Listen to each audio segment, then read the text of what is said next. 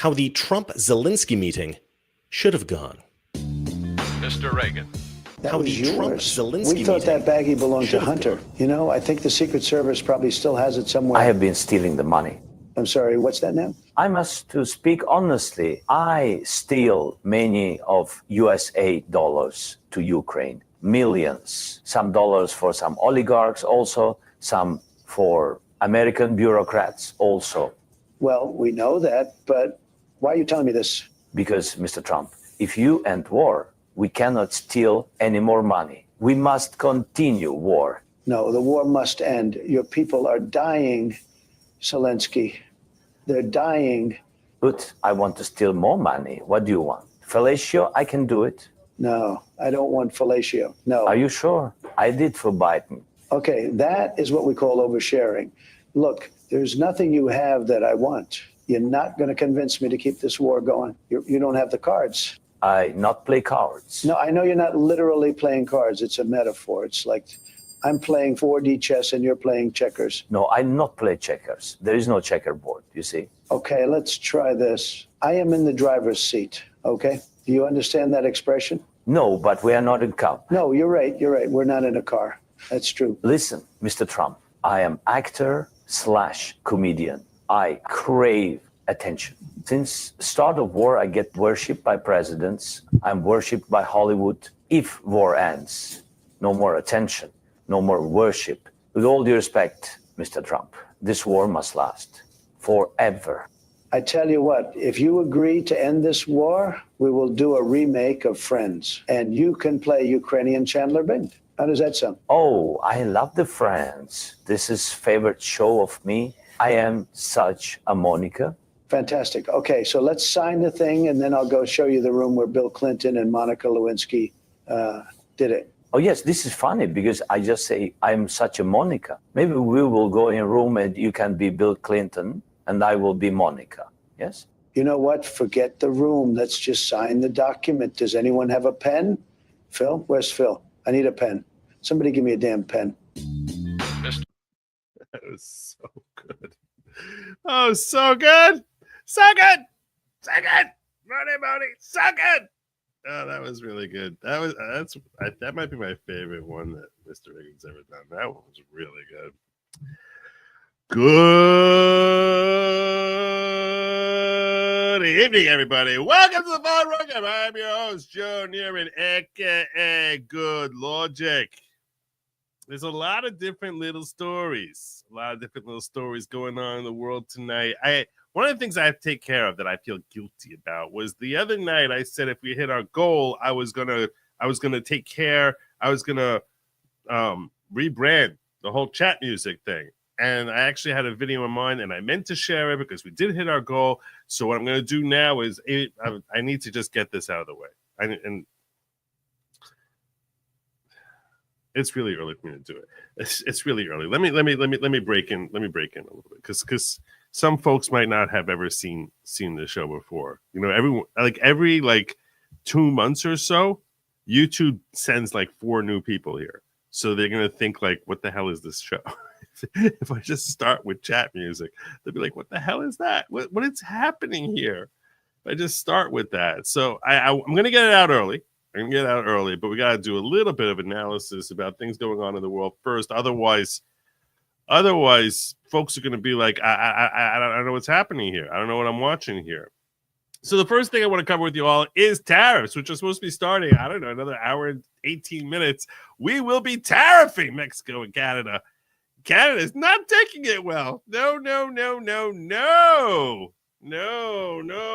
Look at this big boy. He's not happy. Ontario Premier Doug Ford. Not happy. Look at this guy. Oh my God. Wow.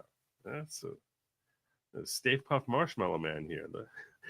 Ontario Premier Doug Ford said he's ready to enter a trade war with the United States, saying Americans will feel the pain like they've never felt before.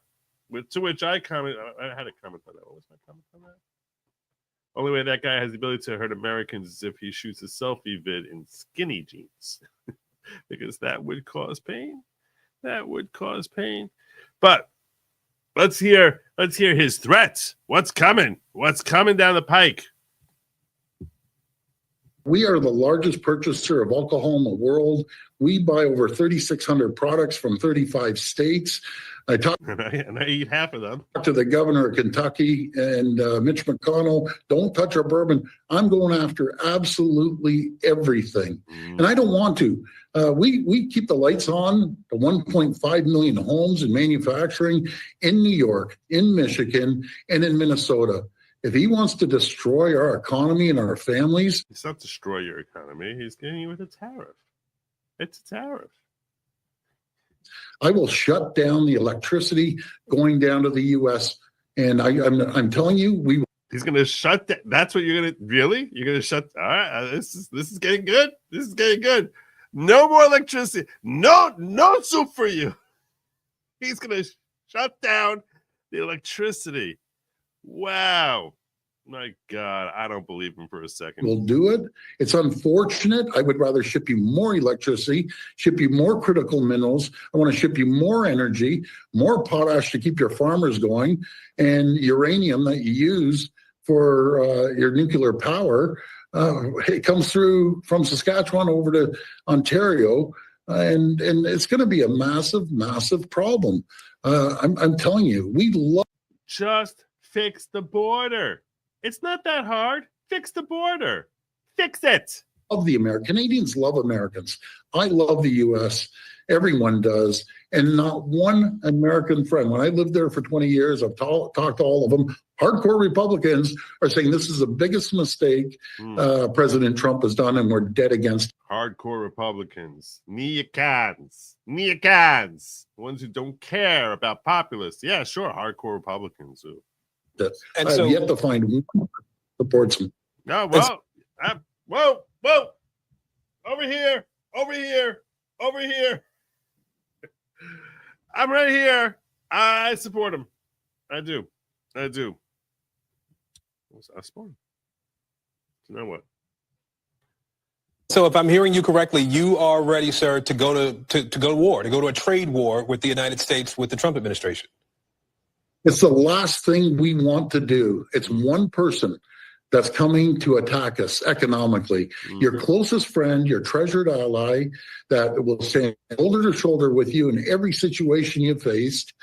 No, of course. You're the 51st state. And he's attacking the person, his number one customer. There's no country in the world that buys more products off the U.S. than we do. We're the number one trading customer to 28 states. Ooh, sounds like it's going to be expensive for you. Sounds like it's going to be very expensive. Maybe you should just remedy the border. I don't know. And a lot of them are red states. They're going to feel the pain like they've never felt before. We're going to feel the pain. But I'll tell you, Canadians are resilient. We're strong. We're proud. And we're going to fight back like they've never seen before. And I'm sorry. You know, every leader says exactly those platitudes about their own people. We're strong. We're resilient. We're proud. I mean, I want to see the guy who comes out and he's like, my people, they can't take it. They can't. They're going to crawl into the fetal position. They're very, very shy. Very, very shy folks. You won't hear from them. They're going to be whimpering in a corner. They're very, very not. They're kind of ashamed of who they are as people. That's what I want. I want to hear the real everybody. Oh yeah. Oh, and if you knock them over, oh my God, they're down and out for months. Resilience? Resilient? Are you kidding me? My people? No way. Oh my God. They fall off that horse. They're jogging the rest of the way. I'm like, it's 400 miles. Get back on the horse. No, I'm not getting back on the horse. Least resilient people. I've seen bricks that bounce back faster. They're not resilient. That's what I want to see. I'd vote for that guy. I'd vote for that guy. To the American people that your president has decided to do this. I apologize, but he's giving us no choice. There's nothing wrong with our trading. He keeps saying, oh, they're taking money. No, that's not accurate. Matter of fact, if you take out our oil, that you take 4.3 million barrels a day, and we keep things going, outside of that, take the energy to the side, you have a $55 billion surplus, which is good. That's fine. America has a $55 million process, and $55 billion more in trade. And God bless them. We sell that. We want to expand the trade. We want to create an AMCAN fortress. The two greatest countries in the world. Yeah, two greatest countries in the world. That's. You ever hear Americans say that? Two greatest countries in the world are America and maybe. I don't know. I mean, what would you consider the second greatest country in the world? Because I think if you ask most Americans, they're going to tell you America and then whatever country they happen to come from. And most of them don't come from Canada. I'm just saying. Most Americans would not say, I'm sure a lot of Canadians might say two greatest countries in the world, Canada and USA. But that ain't gonna be what like most Americans say. No, I don't think so. Not that I have a problem with Canada per se, short of their leadership, which is a bunch of cuckolds. But yeah, other than that, I mean, they tend to be okay. They're very, very liberal, but they're apologetic. But we got to fix this border. You just get your stuff together. Get it together. It's a crap show. I mean, it's a farpalooza. What's happening with our northern border? We got the fentanyl and the aliens. Just fix it. Do what you got to do. It's get rid of Trudeau. That's probably step one. Can't we just go over the whole being late gag? You need to find what? Like that.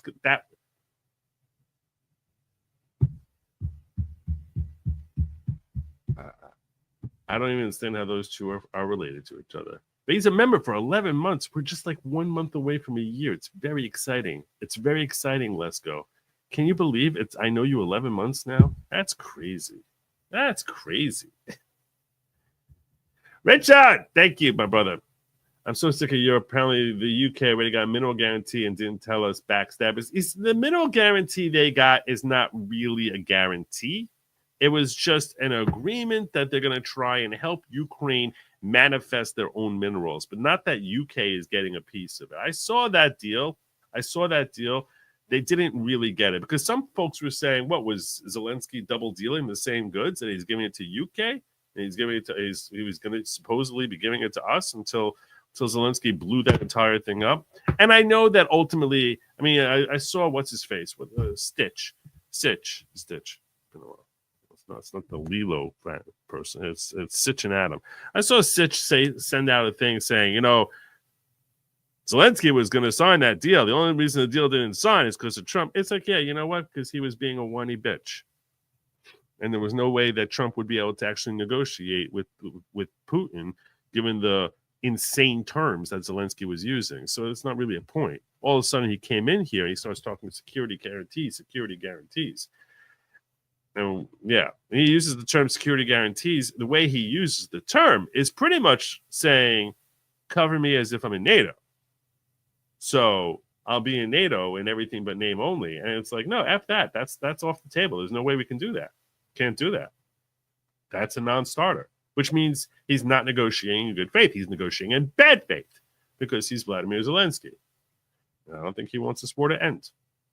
Because when the war ends, Mr. Reagan made a joke where he was saying, with that little AI thing that we opened the show with, where he's like, I can't let the war end because I have too much money and power from this war.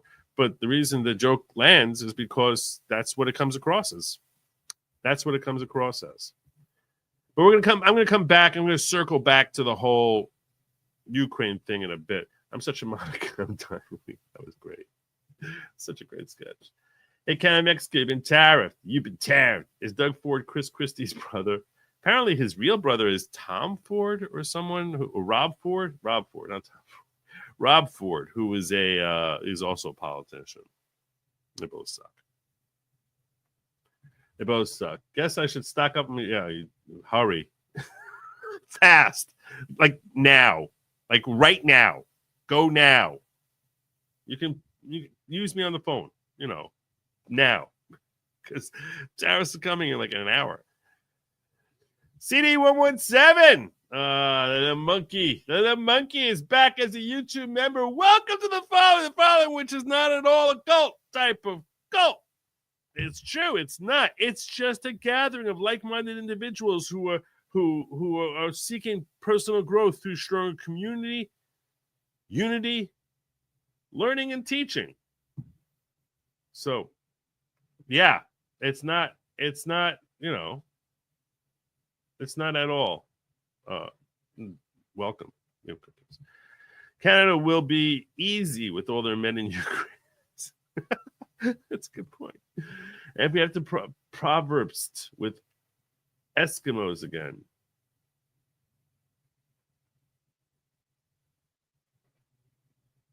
All right. Shots fired.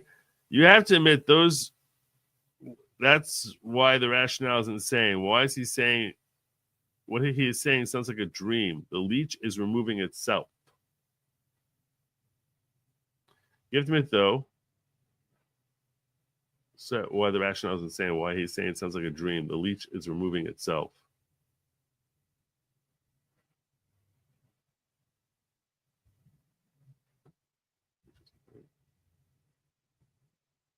I guess so.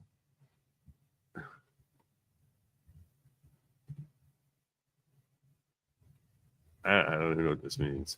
Oh my God, what the hell is happening tonight? What is happening?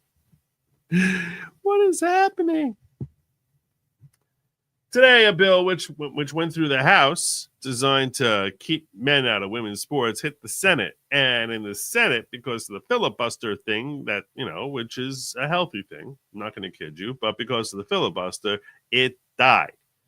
Democrats came out in mass to reject the bill and basically say, no, we need lots of men basically kicking women's ass. That's what we want to see.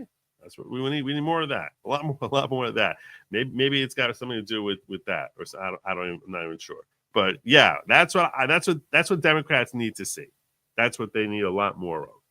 Perhaps they didn't get enough hugs from their mothers when they were young. I don't know what the issue is, but apparently that's what they need. They need to see dudes basically kicking the ever-loving snot out of women. So Riley Gaines not too happy about it. She posted out here. She's famous for trying to get trans folks out of women's sports, saying name and shame them all. Specifically, I want to highlight Georgia Democrat Senator Ossoff. You have a daughter. Have you no shame? Georgians are watching. I'm making my mission to do what I can to remove you from the Senate seat in 2026. Sounds like she might be running. There's a list. I don't even need to look through it. I don't even need to count. I'm telling you right now. I haven't counted. I'll bet you anything it's 47. 47. I don't even. Oh, it's 45. Oh, look at that. A couple of Democrats actually went on board. I see. I didn't even look. It's in these 45. I should actually look at my stuff. And this is one person. Fuck it makes me mad. Pisses me the fuck off every time I think about it. Fuck it makes me mad. Pisses me the fuck off every time I think about it. I feel you. It makes me mad. Makes me mad too. It should make you mad. With respect to this Nana, if you know, you know. If you know, you know. I had an episode where I actually shared a couple of clips of her. So seeing her in that meme just kind of tickled me no way. And then while we're on this story, just because I like getting flagged by YouTube, and this amused me. This was interesting. Libs of TikTok shared this out while we're on this story. In related news, another would-be athlete Meet Kara Rogan, a man pretending to be a woman who's on the board of supervisors for Coolbaugh Township in Pennsylvania. He harassed a lady at a pharmacy who was trying to pick up medicine and became aggressive after being called sir. This dude's making decisions for the city, and our tax dollars pay his salary. Let's check. Oh, what the fuck is she doing?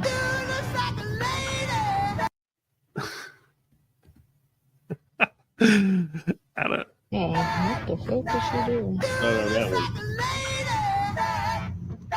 What do you need? I'm sorry, I didn't realize that we were supposed to sit here, especially since you were behind us and I didn't want to go ahead. I'm just going to block you. You know, you're not going to go anywhere. I can't believe this woman was playing dude looks like a lady. Oh my gosh. That is not that.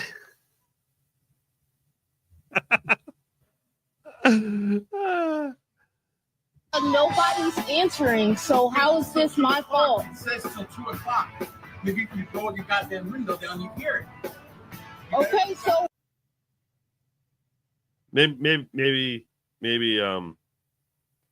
Maybe that's just music that's overplaying the whole thing. I'm not sure. Don't hear that message because you're busy playing on your fucking phone. okay, so what do you have to do here? What do you have to do here if it's open at 2? Why are you here? I'm here to do something else too. Okay, so if it don't open till 2. Okay, so if it don't open at 2, then how the hell are you gonna pick up your medicine?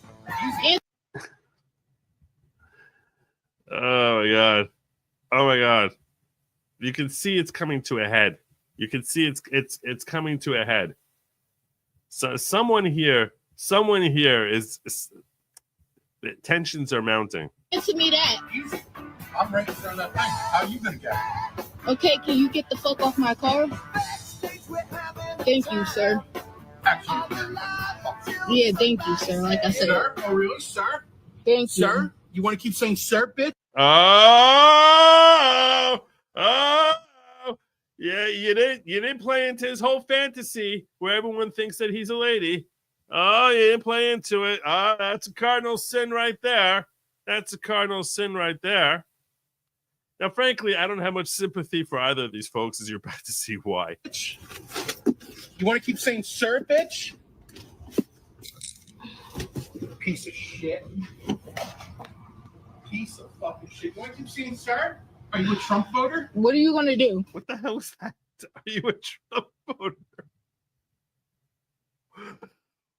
What? That's as if that's like an insult or something? Idiot. 77 million people. Trump voters, doofus. That's why you lost. Are you a Trump voter? No, Is the that what fuck you are? I'm not. Oh, But really? what the fuck are you? You see, she's saying she ain't. She's saying she ain't. So I feel like she helped make this problem. I feel like she helped make this situation. I do. If you voted for Kamala, you helped make this situation where you're dealing with dudes like this who feel like they're entitled. What are you gonna do? Right now. What are you gonna Are you a do? MAGA What are you bitch? gonna You sound do? like a MAGA bitch. But you touching my shit like you own It it. is Do you shit. own It it? is Do shit. you own it? It's a Nissan. Okay, It is but shit. why are you touching my stuff? I'm not touching. Why are you touching my? Imagine competing against this dude. If you're a lady, imagine competing against this dude. Because our recorder here is about to imagine.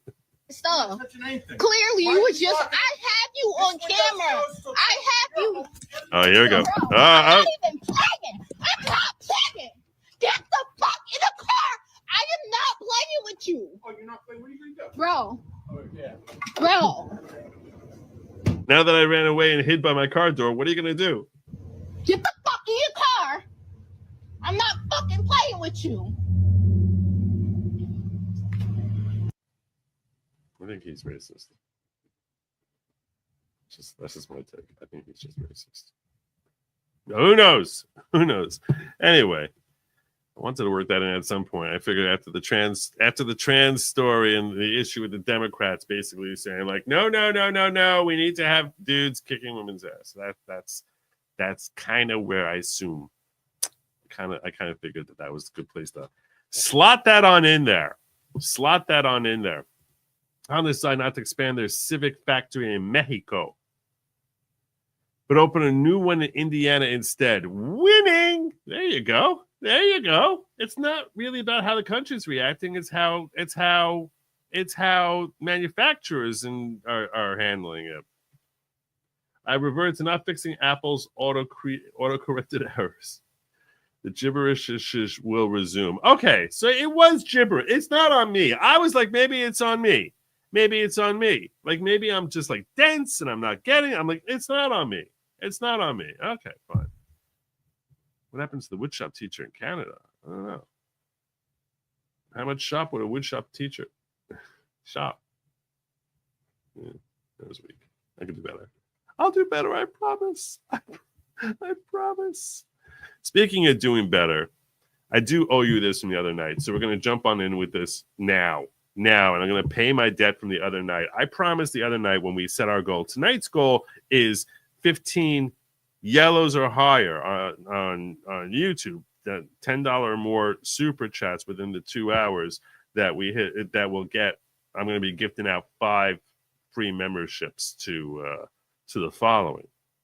That's tonight's goal. But the other night, I said I'm going to share with you, which we hit our goal, and I forgot to share where chat music is basically, it's like a brave new world of that. Like it's almost like collapsing in on itself. If you're not familiar with chat music, sometimes once in a while, just for some levity and comedy, completely unrelated to politics, I'll end up playing a bit of chat music, which is this channel on YouTube where they take comments from a video, and when they'll set it to music, and the comments will usually be very aggressive. I'm warning you now. The comments are very aggressive, very hostile. I'm warning you now. This is NSFW. The comments are very aggressive. So they have to find a YouTube creator who kind of inspires hostile comments, and a common creator who, whenever she posts something, her name is Annie Brava, and when she posts out these little shorts all the time, and she's like, and the short will be something to the effect of, let me show you, and I'll show you Annie Brava, so we can we'll be on the same page here. So I have to get this out of the way. I have a debt to pay. I feel bad. So I'm going to take care of this. So first you need to appreciate who Annie Brava is and what chat music is, and then you can understand why I'm saying this is the internet. This is just collapsing on itself. So Annie Brava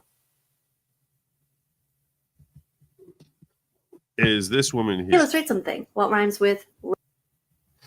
This woman right here. She does a lot of these shorts. And they'll be like, what rhymes with rose, right? Rose, as in, I'm bouncing back, fresh as a rose. So now, this is not actually chat music. This is a different thing. But the comments, when she makes a lot of these videos like that. She'll make another tune and she'll be like, what rhymes with this? And the comments of things that rhyme with it are always stuff that are, if not like disturbing, then really sick and unsettling. But sometimes they're kind of funny. If I ran into a wall while on Viagra, I'd break my nose. Last night Diddy sneaked up on me and tickled my toes. I washed the blood away with the garden hose. See, I actually like chat music better. Let me find chat music one with her. There we go. Hey, let's write something. What rhymes with leaves? As in, now my tears are falling like the leaves.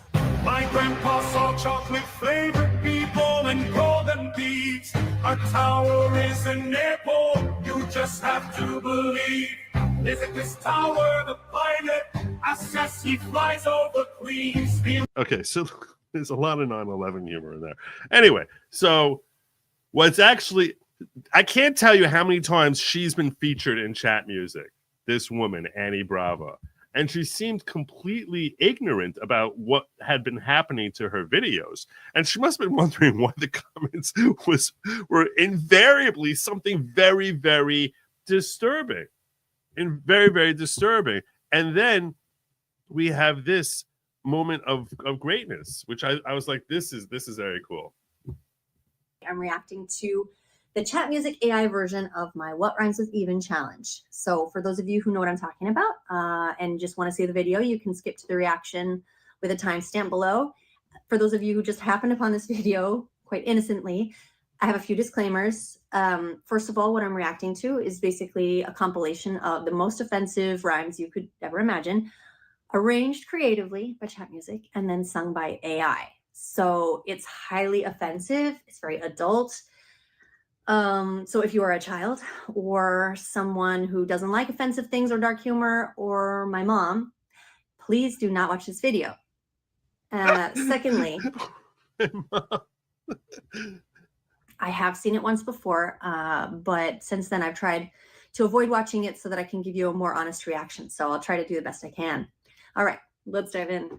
Okay. My eyelid is twitching. I'm so nervous. Ugh. But we're going for it. Are you ready?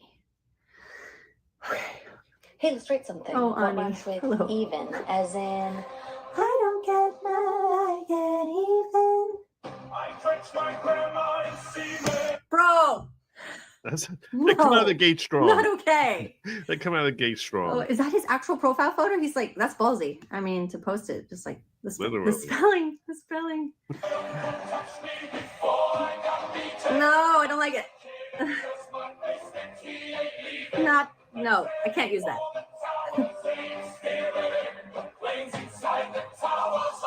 Well, we got the 9/11 theme going.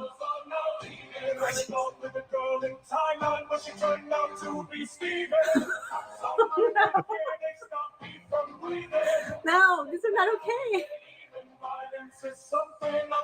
Okay, that is fire though.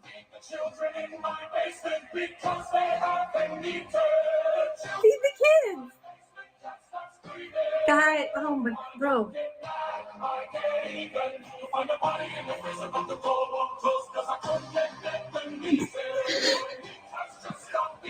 By the way, I personally think this is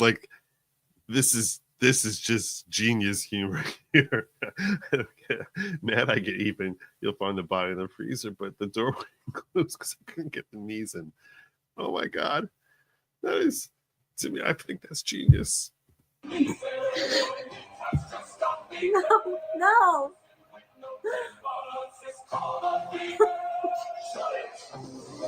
It always ends with a shut it. Very majestic ending. Anyway, so she was a really good sport about it. I'm very impressed. She looks like someone who I was sure if she knew about it, it would break her. I thought it would break her, but good for you, Annie. Okay then. We made it through somehow. That was very traumatizing.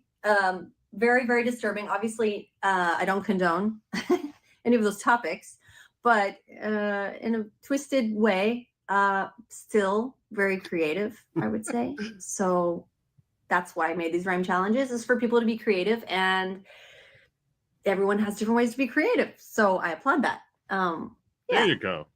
Although my eyelid isn't twitching anymore, so maybe I'm good now. For those of you who didn't know the lyric in there, that I did the rhyme that I started. I don't care about that. All right. Anyway, so I thought it was very cool how she reacted to it. I thought that her reaction to it, which I really thought would break her, but it didn't. It didn't. She handled it as well as you could have hoped for. So God bless you, Annie. That's Annie Brava, ANI BRAVA, Annie Bravo. She only has 33,000 subs, and I highly recommend that every one of you sub up to her because she's a trooper, and you'll probably enjoy the comment section of her videos. Almost definitely, you'll.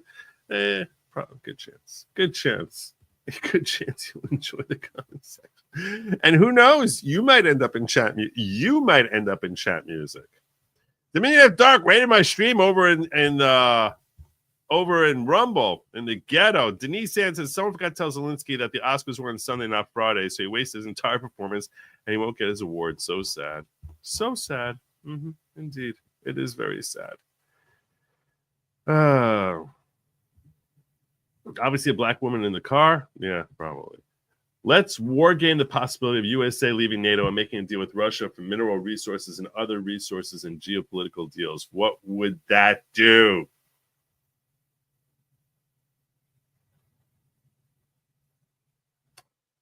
Yeah.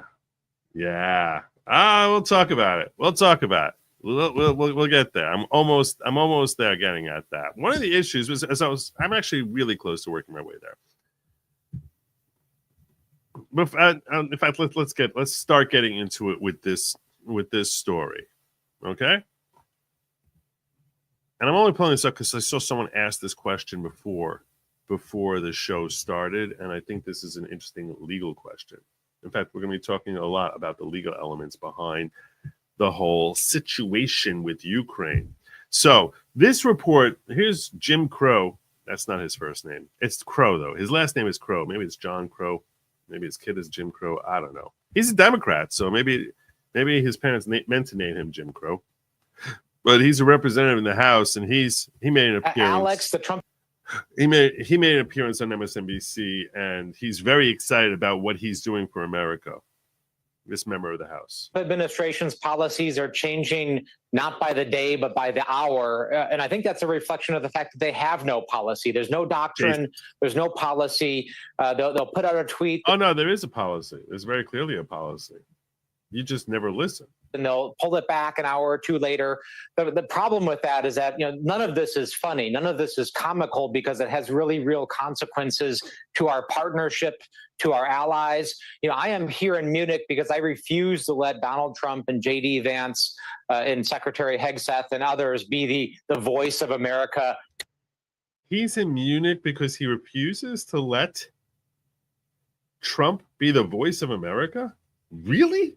To Europe and to the world. There is a group of us here that are engaged in diplomacy, are engaged in discussions to let them know that there's a lot of people in America who understand that our economy is tied to Europe, that our peace and prosperity is tied to Europe, and that we can't pull back into our own borders and forget what's going on in other places.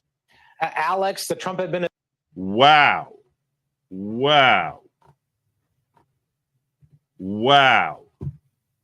Shocking. What a shocking admission. A shocking admission. Someone asked, is this a violation of the Logan Act? Some of you might not be familiar. What is the Logan Act? Let's take a quick look at it. Here's the Logan Act. Logan Act, 18 U.S.C. 953, private correspondence with foreign governments.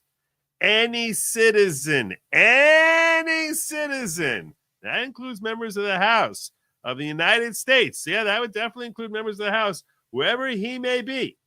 You could be in Munich, Germany, who, without authority, the United States, you don't have the sanctioning from Trump, perhaps local dignitaries, directly or indirectly commences or carries on any correspondence or intercourse, meaning, you know what they mean when they say that. They mean conversation. Stop. Get your head out of the chat music. With any foreign government or any officer or agent thereof. With any foreign government or any officer or agent thereof. With intent to influence the measures or conduct of any foreign government. Oh, like going there and having diplomacy? Like that sort of thing? Or any officer or agent thereof of this foreign government in relation to any disputes or controversies with the United States. So you go there because you want to try and just sort things out for the United States of America or to defeat the measures of the United States shall be fined under this title or imprisoned not more than 3 years or both. Uh-oh. See, here's a suggestion to you. Never admit to carrying out a federal crime on a news broadcast. That's my suggestion to you, Jason Crow. Because frankly, I think Pam Bondi should be all over it.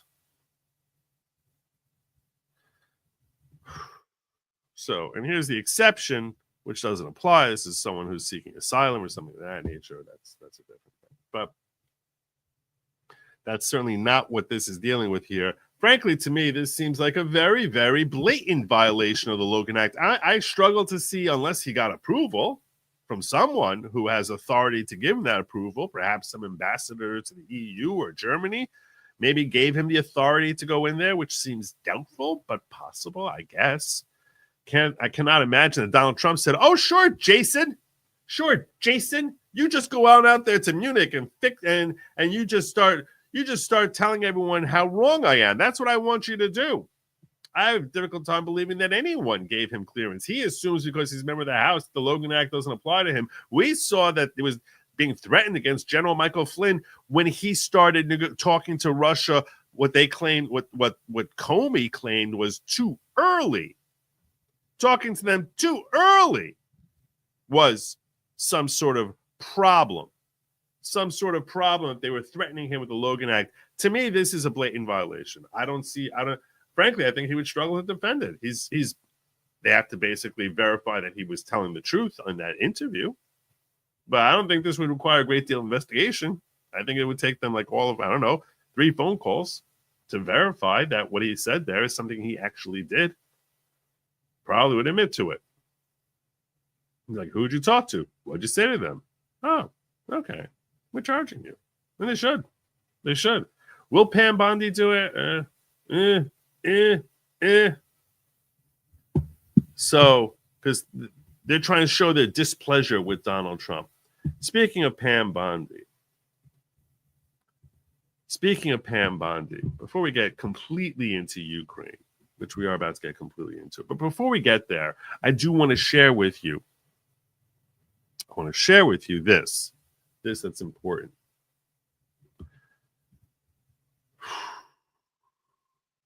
Updates with respect to the Epstein files. And this relates to Pam Bondi because apparently now Pam Bondi and Kash Patel have decided that heads need to roll in New York, and heads have rolled. That's right.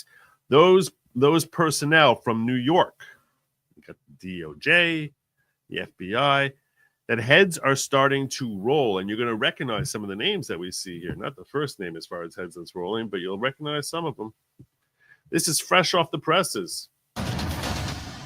What's up, guys? It's Benny. Never a great look to humiliate and embarrass your boss on their first day at work. You will suffer the consequences. Ladies and gentlemen, the entire world was waiting with bated anticipation for the release of the Epstein list. Pam Bondi had teased on this program that the Epstein list, along with all of the files and videos, names and clients, would all be released imminently. She said that it was burning a hole on her desk at this very moment, and within days, we would have the list. And what did we get? Well, yikes. We got binders handed to influencers. And those binders said declassified on them. That's interesting. The Epstein files. What were in those binders? Well, what was in those binders were publicly available information, flight logs, that had all been redacted, actually, even though it was already public. So it was actually a spitting in the face of Pam Bondi and everybody who wanted further information. I'm going to get a little aggressive on Pam Bondi right now. You'll pardon me for that, okay? You'll pardon me for getting a little aggressive. Because, look, she's new. I understand she's new. She hasn't appeared very impressive to me. She seems nervous. She seems afraid. She seems very afraid. And this, the first step towards, showing the new transparency of the Trump administration was egg all over her face. And what makes it worse is that she had to have known about it in advance, that this was not something that was going to impress people. So it's almost as if she was trying to deceive us into thinking that now we got something, and that the internet was too stupid to recognize that we got nothing. Like, how do you build that? Imagine I came out here and I told you that I'm going to have JD Vance on my show, and then nothing. Nothing. And I know beforehand that I don't have JD Vance. You'd be throwing tomatoes at me. You'd probably, a lot of you would unsubscribe, and rightfully so. So you can't unsubscribe from Pam Bondi, but like, what the hell is that? Why would you be telling Benny Johnson on his show that we got this information that's coming for you? You know, it's going to be released, and then you make this whole big cringe thing with these social media influencers, and that they're going to be the first ones to get this newly declassified stuff, and there's literally nothing in there. Nothing. We went through it. To me, that's a very, very poor reflection on Pam Bondi. It was, and she needs to work fast to start earning our trust, because that was Benny's correct. Yikes. Total and complete insult. And also, of course, smiling with the names of abused children and women in your hands is just never a good look. So all of it, I think you could say, was an embarrassing episode and botched, to say the least. Yep. Nobody was particularly happy about this. Pam Bondi expressly unhappy, saying that she found out that the FBI field office in New York, which of course led the prosecution, cover-up, and probably murder of Jeffrey Epstein, was in possession of thousands of pages of documents related to the investigation. Despite my repeated request, the FBI never disclosed the existence of these files. This, of course, would be a direct affront to the... By the way, thousands sounds small, unless it's hundreds of thousands. If you tell me there's only 50,000 pages in documents, I'm telling you right now, that's nothing. That is a tip of the iceberg of what they should have. They should be having videos. They should be having email records for Epstein and all the people he spoke with, all the people who he negotiated his deals with, all the people, his handler, whoever his handler is. I mean, there should be tons of stuff that the FBI has. In fact, he likely has a handler with the FBI. We should have all of that person's conversations part of the Epstein files. A full Epstein file is assuming he did have a handler in the FBI or the CIA, whatever agency it is, whatever American agency at the very least that there is, they should be able to get your hands on, like, hey, here's the correspondence between him and his operative and his handler. Why? That's part of the Epstein file. The Epstein file is not just what they were charging him with. No. The Epstein file should be mega thick.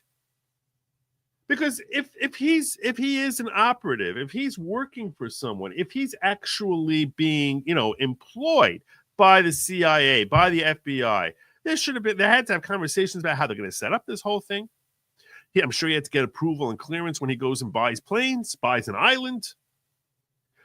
Status reports from him of, hey, I've got this guy coming in here who will be able to blackmail later. I've got this other guy. I'm having a party over here. We want to know.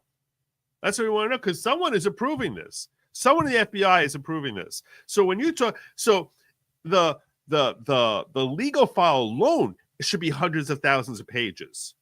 Just what they were charging him with should be hundreds of thousands of pages. On Ghislaine Maxwell, I'm sure it was, and she's not even Jeffrey Epstein. So if that's what the legal file is on, that doesn't even include all the work that he did as an operative or an agent for these agencies. So I would think there'd be over 1 million pages. They tell me thousands of pages and come out with 2,000 pages, and they're going to tell us, hey, there you go. That, I'm telling you now, this file should be something that it would take the internet a week to go through, to parse through. The same way the Twitter files took ages and ages and ages and ages and ages to parse through. That's what there should be if we got a full Epstein file. People, I think, are really underselling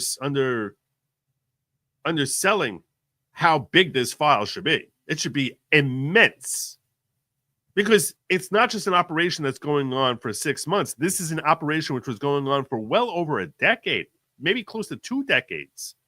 It had to have planning, it had to have setup, it had to have maintenance and oversight, and there had to be correspondence between various levels of agents above whoever his handler was. Because they got to get clearance if they're going to tell their guy, yeah, go ahead and get those girls out there so we can honeypot.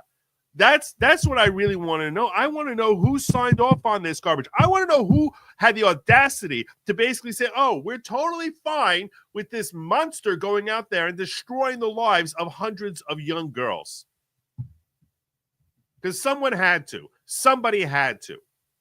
And those files should be hundreds of thousands of pages at the least. They probably established files on every person that they honey trapped into coming down there. I want to see those files. That's all part of the Epstein file. All of it.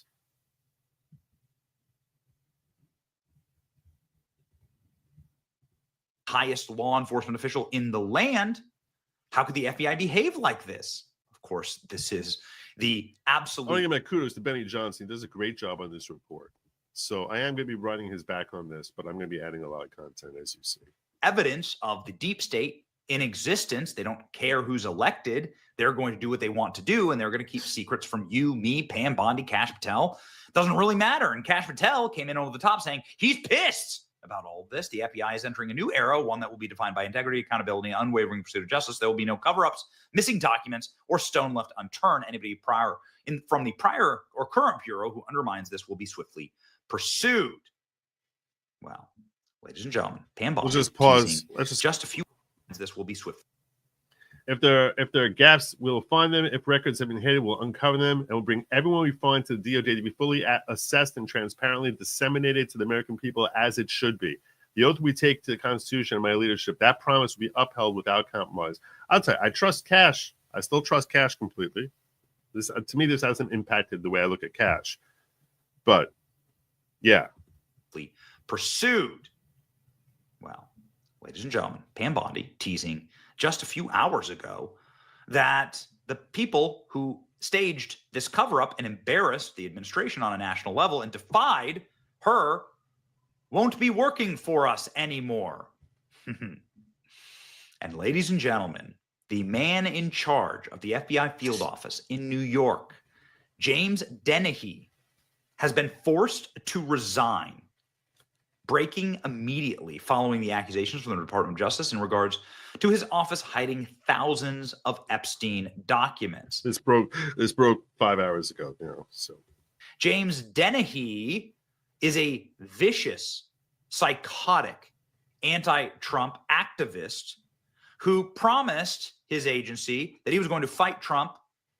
He promised his department at the field office in New York, where all evidence goes to die, that he was going to dig in and fight the Trump administration like it was an actual war. So this is not the name that I think I expect anyone to know, or very many people to know, at least, unless they heard this report. But I'm saying before today, I don't think many people knew who Dennehy was. Check this out. FBI officials are openly resisting. Let me just read you from an email that was sent by the assistant director in charge of the New York field office yesterday. His name is James Dennehy. He sent this extraordinarily blunt email to his staff challenging the Trump administration. He said, "Today we find ourselves in the middle of a battle of our own, as good people are being walked out of the FBI and others are being targeted because they did their jobs in accordance with the law and FBI policy." Lies. Time to dig in. Yeah. All right. How's that working out for you, buddy? Top FBI official force out after criticizing Trump pursuit of agents who investigated January 6th. Should be charged. Should be arrested and charged. So you're criticizing Trump and you're withholding evidence from Pam Bondi and Kash Patel. You'll be lucky if just a early retirement is all that happens to you, pal. James Dennehy should be charged for a myriad of crimes, and we'll get into those in just a second. The head of the FBI's New York field office is out 1 month after he urged his colleagues to dig in after the new administration and requested the names of all agents who worked on the Capitol riots. Well. Now we know get who's the next names in you're going to line know. is James Comey's daughter, Maureen Comey. Now, I've talked to you all about Maureen Comey. She was the head of the Ghislaine Maxwell prosecution. And I told you two things about her. Number one, she happens to be a great attorney. She really is. She's a phenomenal attorney. I saw her do an exceptional cross, which turned 4 hours, an exceptional redirect, which turned 4 hours of cross that was decimating her witness, one of the 4 women who testified, and made one of the most emotional moments I've ever seen in a courtroom. So, and that was her insight and her perspective. She's a shark attorney. She really is. Shark of an attorney. But she also was working very hard to cover up all the names associated with it, so much so that she was chastised during the course of the trial by Judge Allison Nathan, because she's Maureen Comey. Rat's nest up there in New York. James Comey's daughter, she worked there, and she also, Maureen Comey, just so happened to work inside of the Southern District of New York Assistant Attorney's Office.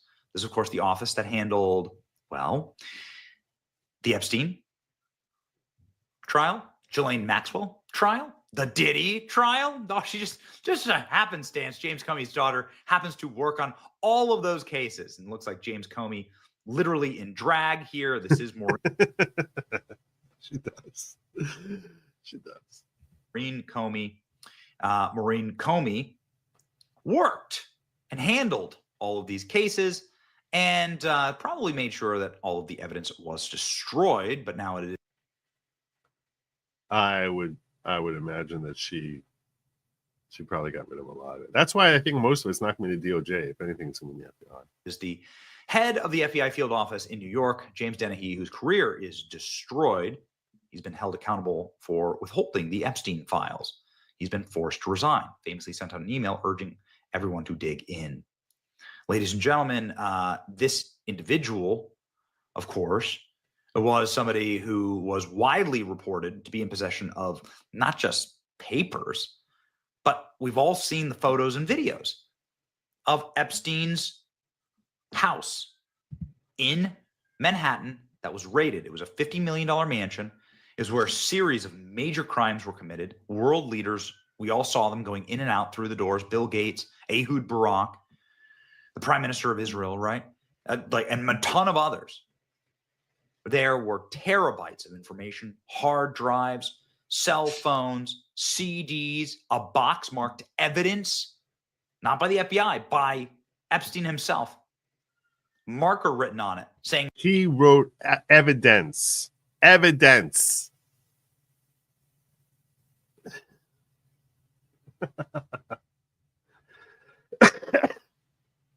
This was such a scam. Insurance policy. Diamonds, passports. Where were the passports to? What other countries gave Epstein passports? We don't have any of that. Where did it all go? We have photos of it, but we don't have any of that. All right. These jackasses are covering it up.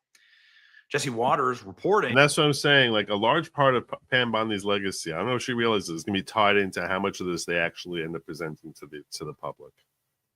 And I'm skeptical. What a absolute witch's kitchen this office is. In charge at the New York FBI field office, who's withholding Epstein docs from the Attorney General. James Dennehy is running the show there. There he is. This is the guy who emailed his whole staff to dig in after Trump took office. And don't forget that James Comey's daughter is an assistant U.S. attorney for the Southern District of New York. She worked on the Epstein and Maxwell cases. She's kind of knee-deep in this. Epstein was facing sex trafficking charges in Lower Manhattan. Where's all that paperwork? The FBI seized computers, surveillance videos, banking records, file cabinets, and photographs from all of Epstein's properties in New Mexico. And there should be all the explanations with respect to like how he got his money. Was money transferred into his account?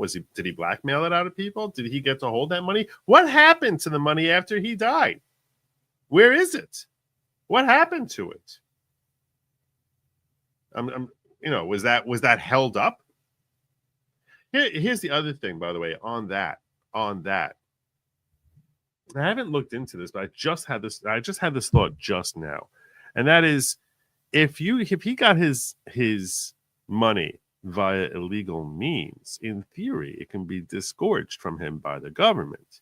And if they haven't bothered going through the legal machinations to try to show that they have a right to disgorge it, if they had gone through those legal machinations, all of us would know about it. That would be massive public story. And if they haven't gone after it, you have to ask yourself, why haven't they? Why have they not done that? I mean, you're talking about a great deal of money here that someone has an ability to, you would think if he was engaging in blackmail, it seems there's a lot of evidence he was engaging in blackmail. At the very least, let's assume for a moment he's not. If he were just an independent individual and he's blackmailing people, well, in that case, the government is in a position potentially, I would think, I haven't researched what statutes they would use, but to actually seize those assets. You think the government doesn't want that money? You think they don't want to take it? Why would they just let it sit there? You think they're going to let some heir of his get it? I know some of the monies went to victims. There was a fund that was created. I know there was some talk about that there was a fund that was created. I don't think it was all of his monies. I don't think so, but who knows? Mexico, the Virgin Islands, Palm Beach, and in New York. The Justice Department also gave Epstein a sweetheart non-prosecution deal 17 years ago. Where are those files? The Bureau of Prisons. Where are those files? You remember where Epstein killed himself? I asked Bill Barr about that, why everything seemed to go wrong that night. When I first heard all the information and all the coincidences here, I was suspicious. What were the coincidences? Were you, I mean, Billy? those were a lot of coincidences. Well, one of the cameras was out. Right. He was supposed to have a cellmate. The cellmate left. They didn't replace the cellmate. And the guards who were supposed to check him every half hour didn't check him. My EMT source said he was on the scene immediately to pull Epstein's body out to the morgue. And when he got to the cell, he saw 7 people there touching Epstein's body and moving stuff around. Bill Barr needs to be dragged in next. Yep. These people are just absolutely nasty. After saying to dig in for battle with the Trump administration over the request for the names of FBI agents who work on January 6 cases, he's retired under pressure. You know what that means. That means Kash Patel did the little flight up to New York and gave him 2 very... So there you go. Anyway, that's the overall story right there. If you want to catch the rest of that, I'll give you a link over to Benny so you can check him out and sub up to him. He's bleeding subs. He's down to 2.8 million. So I'll throw that in the chat here so you all have it if you want to check out the rest of that with that clip.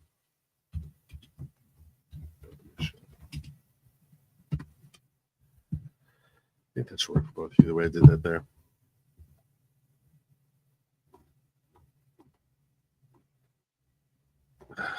All right.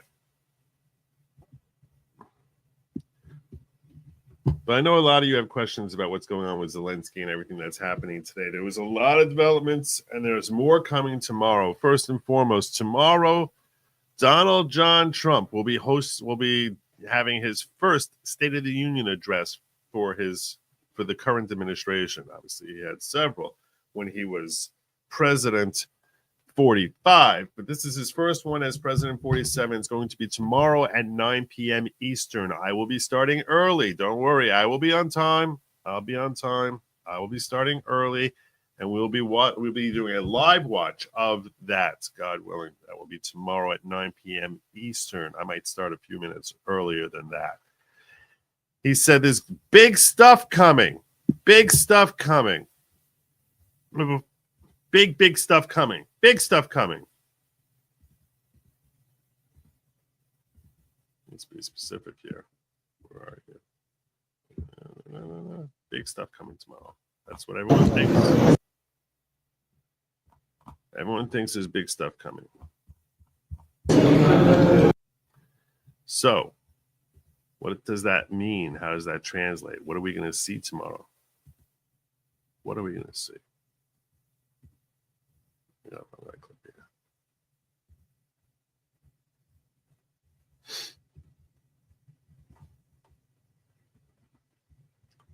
Well, first,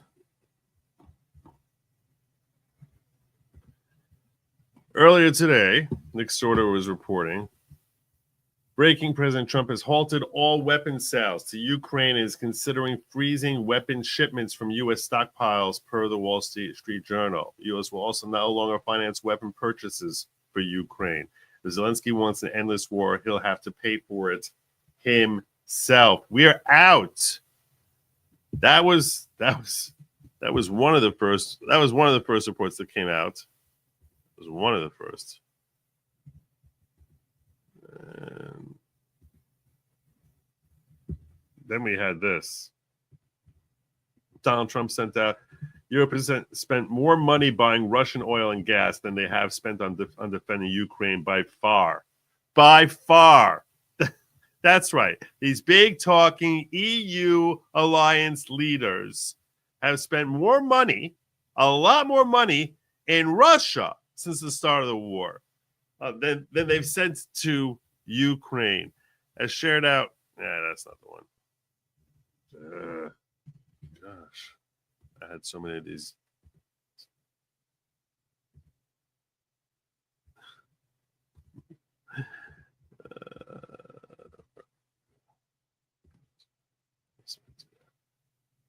I gotta start closing some of these tabs. As shared out here, the people in this picture are the ones funding Russia's invasion. They collectively sent billions of dollars more to Russia than to Ukraine last year. Half the people pictured literally laughed aloud at Trump when he spoke at the UN in 2018 about EU reliance on Russian gas. At the table in London, we are determined to take action for a strong and lasting peace in Ukraine and to ensure collective security. Oh, that's what these leaders are doing. They're giving billions more to Russia than to Ukraine, but they're actually ensuring a lasting peace. Literally, like the lords of war. These freaking animals. Keir Starmer sitting around a table. There's Justin Trudeau here. All these yokels having a big party. They're all so excited. They treat him like he's a celebrity. It actually makes me sick. It makes me sick. Later, it was reported President Trump has now cut all military aid to Ukraine, per Bloomberg. All military aid. So he's no more military. Trump is giving him no more military aid at all. What else do we have here?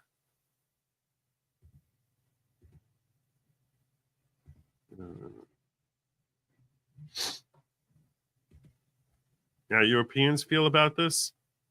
This was getting me so angry. It's getting me so angry. You classic liberals. Europeans, according to polls, say Ukraine should receive more support. Also, but not from my country. Look at this poll here. Can we get this bigger? Do it like this. Look at this. Are the current measures against Russia and aid given to Ukraine enough to prevent the Russian victory? Not enough. Denmark, 66%. Only 12% saying enough, more than enough. Sweden saying not enough, 63%. Spain, 62%. Britain, 58%. Germany, 54%. Italy, all of them, well over 50%. Only one of them say enough, more than enough is at 20%. But all of them at a 2.5 to 1 ratio at the very least. However, only a minority think that their country should increase the support. Oh, how should your country manage support giving to Ukraine? Should we increase our level of support, maintain the same levels? Don't know, or reduce levels? Oh, yeah. None of them want to increase it. None of them want to increase it. If anything, they just want to reduce it. They're talking out both sides of their mouths. 39% of Italians saying we want to reduce it. Oh, yeah. Yeah. No, it should be increased. It should be increased, just not us. Germany. 54% saying it should be increased. Just not us. We don't make us do it. Someone else should be paying more. It's insane. They're insane. They are insane. Let me catch up on some chats, and then I got a lot more. I have a lot more on Ukraine. Let's war game the possibility USA leaving. Oh, we got this. I'll come back to that. These people from the Colonel must be from Colorado must be oxygen deprived. That congressman is creating treason. The U.S. Code Logan Act only codifies the act of treason. He also said others. These Democrats are in your face committing treasonous insurrection. Good to see you, one old guy. Good to see you. And treason is a strong term. You would have to, really, I would depend on a little bit more as to what they've said. Put Alex Jones in charge of investigations. That cuts every time I put money on the Alex Jones was right jar. Nice. I wonder how many under him were insubordinate. He wasn't the only one. Vote them off the island and press charges on all of them. I'm sure there were a lot of them. Although I guess they can say, Viva following orders! Viva following orders! Ukraine loses war, wants reparations, territory, and apology. Are they Palestinians now? Apparently. 15 minutes until tariff. It's coming. Not to be confused with Russia. Tariff. The only contact the French army has with the enemy is seeing the enemy in their rearview mirrors as they run away. This is true. This is too true. Too true. A man who knows history. A man who knows history very, very well.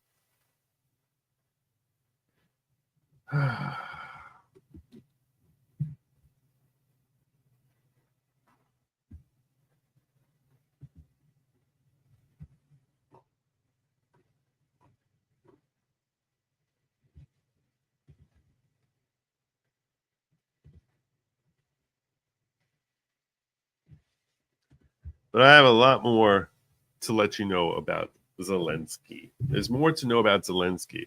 But tomorrow in the State of the Union, I'm going to share that with you. But tomorrow during the State of the Union, there's a lot of speculation that Trump is going to announce that we are pulling out of NATO. I actually created a video today, a letter to the leaders of the European Union. I don't know if I should share it with you. It's 4.5 minutes long. I'll put a poll up here. If you guys want me to share it with you, I certainly shall. I'll put a poll up and I'll ask you in Rumble, do you want me to share the video? It's 4.5 minutes long. I didn't upload it to YouTube or Rumble. But it's a letter to the leaders of the EU explaining basically FAFO. Should I watch the vid? Whatever you guys want me to do, I'm fine with.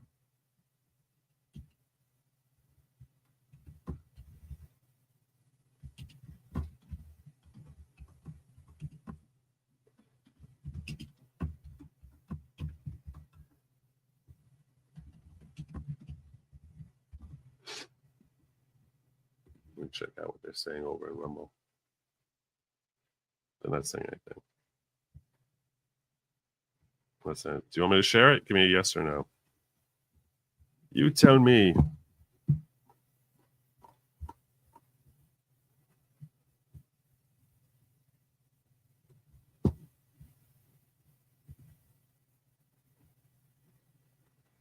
Oh, wow. Okay. Very strong support in YouTube so far in the early voting.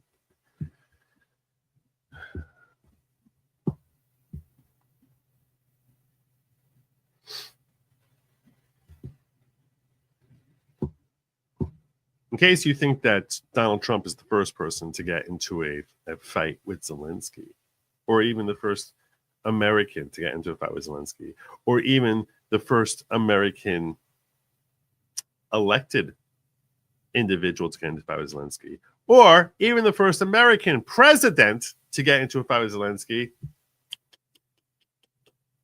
Joe Pagliarulo shared this out, and I wanted to share it with you so you can appreciate the fact that Zelensky is an insolent schmuck. Can you believe it? You've seen a lot of videos. How dare he treat Zelensky like that?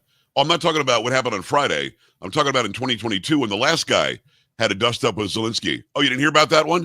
Do me a favor. We're almost at 900,000 followers here. Let's get it over the top. If you're watching my videos but not following, do me a favor, make that happen. It's free today. Here's what I'm talking about. NBC News reported on this in 2022. There was a heated exchange between the then president of the United States and the leader of Ukraine. Yeah, that's right, Kate. So in this conversation, President Biden called President Zelensky to tell him about a roughly $1 billion package of additional equipment and weapons for the Ukrainian military coming from the United States. During the course of— What do you think they fought about? What do you think they fought about? What do you think they fought about?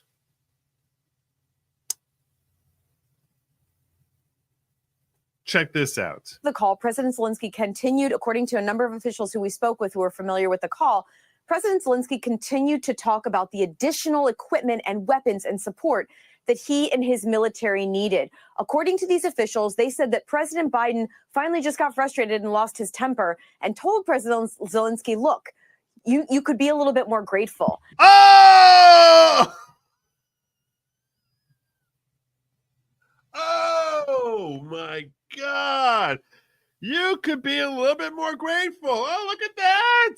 Oh, look at that. We heard all about from the left about how he's so grateful. He's so grateful. Biden didn't think he was very grateful. He thought he's just more. Give me more. Give me more.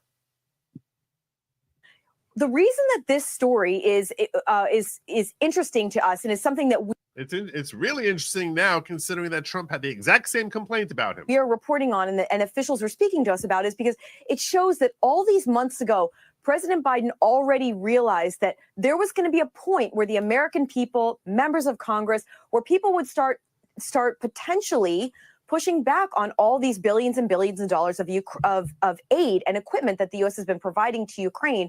There you go. NBC News reporting 3 years ago about how that dust-up went. Biden got angry. Friday happens where Zelensky thought he would take on J.D. Vance. It didn't work out very well. And everybody in the legacy media is going on and on about how this administration should not have done that. Why the difference? Oh, that's right. Because one's on the left, one's on the right. Well done. That's Joe Pagliarulo. Good guy. I've spoken with him on Spaces. So make sure you check him out. He goes by Pags. There's a show called The Joe Talk Show, which sounds like, I don't know. Joe Talk Show? Really? Really?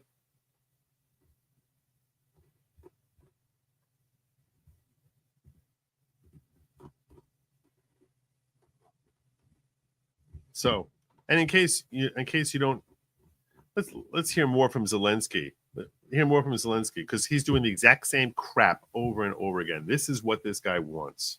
Бажаю здоров'я, шановні українці. Кілька речей за цей день провів ставку, провели аналіз пакетів підтримки та деяких. All right, I don't need to hear his stupid Ukrainian. All right, well, I'll just read it to you because he's annoying. Thank you. I wish you health, fellow Ukrainians. If you keep updates for today, I had a staff meeting where we analyzed support packages. In other words, we're basically counting the riches that came in and some contracts secured over this time. There are good results on artillery contracts. Ukraine needs a solid foundation. Next, drones and unwavering priority. Air defense, additional systems have now arrived in Ukraine from Lithuania. Thanks a lot, Mr. President. Prime Minister of Ukraine reported today on finances for the year. We're all securing all necessary funding and get through 2025 financially. There are also some special issues concerning our national resilience on the staff meeting agenda today. All right, this is boring. You're boring me. The baseline scenario is to hold positions and create conditions for proper diplomacy. Oh, okay. For the soonest possible end, right? For this war with a decent peace. We need peace, real fair peace, not endless war. Oh, really? And what does that mean? What does not endless war mean? And we need security guarantees. Again, we need security guarantees. He keeps saying this. We need security guarantees forever, which basically means we need to have the world tell us that if we get attacked again, that they will come in and defend us. He wants to be treated like he's a member of NATO. That's what he's doing here, that Ukraine should be treated like it's a member of NATO, which is exactly the reason that he got invaded in the first place. The Ukraine 11 years ago that allowed Russia to start with the occupation of Crimea and the war in Donbass. Well, that was a combination of your government and the United States conducting the Maidan Rebellion, Maidan Revolution. Then the absent security guarantees allowed Russia. You see, what are they? What are he saying? He's like, we need to launch a full scale invasion in 2021. Yeah. What is he saying? What he's telling everyone? He's telling everyone. He's telling the whole world. We need to be treated like we're a member of NATO. That we just, if you're not going to let us join in NATO, then everything but name, we need to be a member of NATO. F you. Because you want to know something? This jackass who pretends that he's not getting killed in the war. He pretends he's not getting killed in the war. You want to know how sickening this dude is? You want to know how sickening this dude is? I'm going to share with you how sickening this dude is. Okay? Aside from being an insolent, rude little prick. Look, I'm going to tell you, I can't stand Putin. It's very hard for me to think of very many people I like less than Putin. And Zelensky has found a way to rocket past him for me.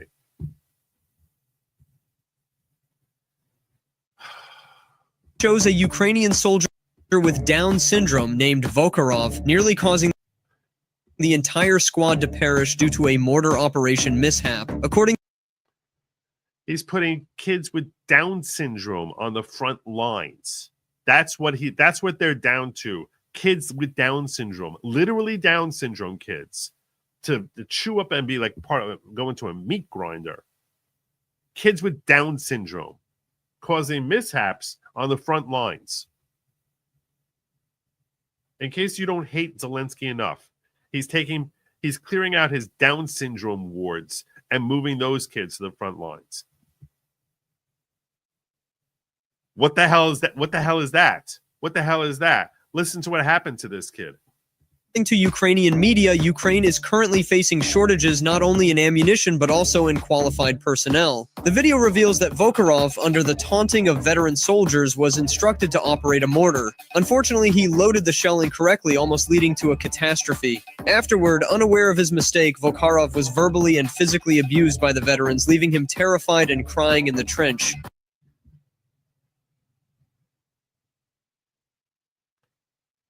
Verbally and physically abused by his fellow reserve members. Great. Oh, that's great. This is like a very healthy situation. It's a great thing that he's there in the war. I'm sure he's really helping the war effort.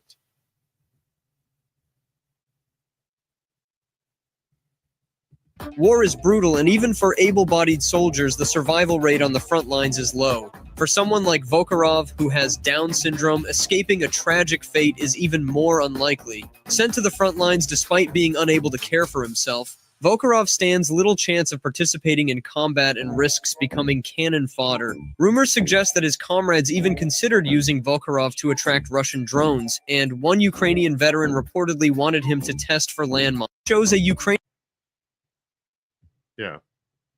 Yeah. This is the democracy that we have to prop up. Friggin' monsters. They're friggin' monsters. I mean, look at this poor kid. They're friggin' monsters. Unbelievable. You think it's not real? I hope not. I hope it's not real. I hope it's not real. I hope so. I don't know. I saw it on the internet, so it has to be true. I will share with you, I haven't vetted that story. All I know is I saw on the internet. Literally.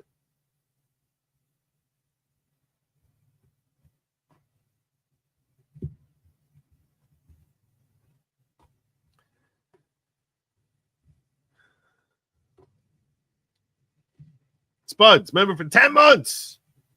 U.S. leaves NATO. Canada pays more but goes bankrupt. U.S. annexes Western provinces. Cheap. We're getting into the whole leaving NATO thing. We're getting more into that. To be fair, it was the British who ran away, bravely ran away. No, the British stayed there. They didn't run away. They held out, at least in the Second World War. We ain't got no money. Everything is expensive here. Yeah. Same here. That's life, Karen. That's life. Have you seen Victoria Spartz interview with Matt Gaetz? It's a very interesting point of view coming from Ukrainian congresswoman. I have not. I am kind of curious about it. Victoria Spartz is a Republican who's pretty based in most of her takes. I'd actually be very interested to see that. How long is that? Let me see if I can find that. Let me see. Say Spartz and Gates.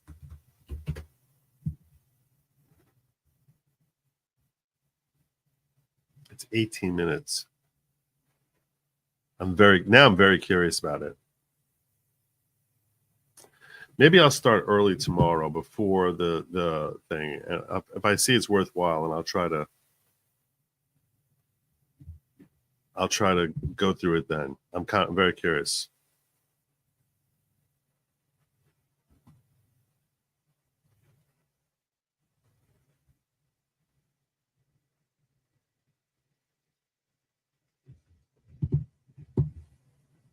I don't know, maybe I'll come back to this because I'm very curious about this. Like I said, she's pretty based.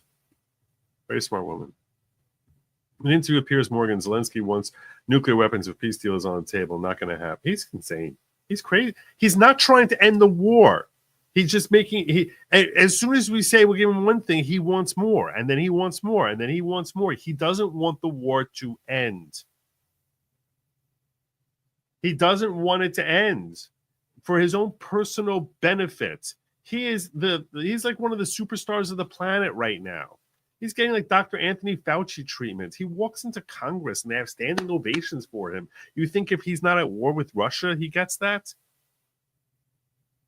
How many billions has he siphoned off from all the hundreds of billions that came in where 50 to 70% of it went missing? He doesn't want this war to end. He doesn't. I'm telling you right now, Ukrainians, if they were intelligent, would get rid of him. One way or another, you get rid of him because he's destroying that country. Ellie Font, very excited. Tariff. It has officially started. To our friends to the north and directly to the south, I just want to say this. You feel your pain. Me too. You feel your pain. And just course correct, reassess, figure out where you went wrong, fix it. Tariffs will go away. Squeeze guard, there's a special place in help people abuse people with Down syndrome. Yep. Russian propaganda. Dunkirk, okay.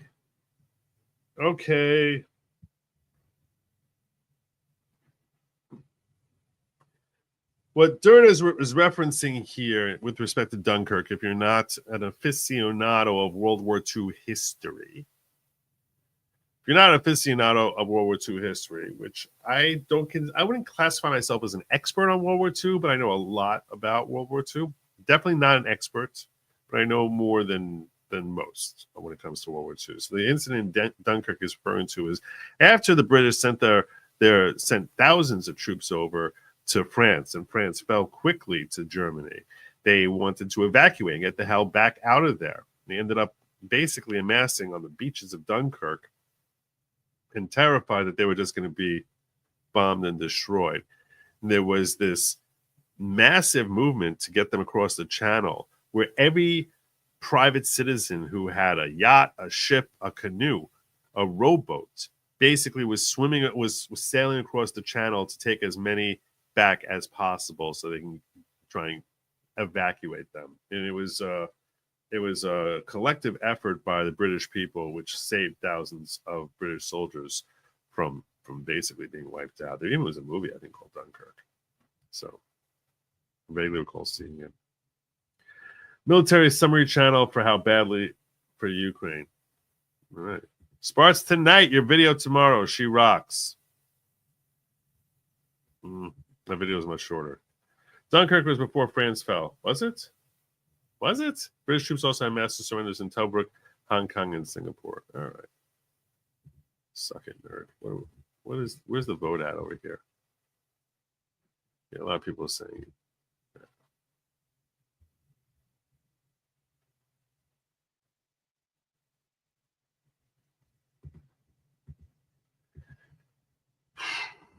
All right, this is what I produced. We'll see about getting Victoria Spartz in here also.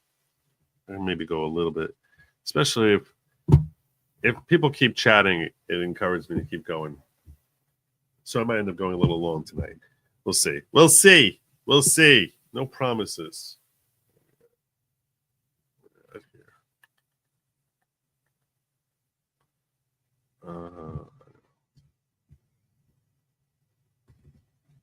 Dear EU leaders.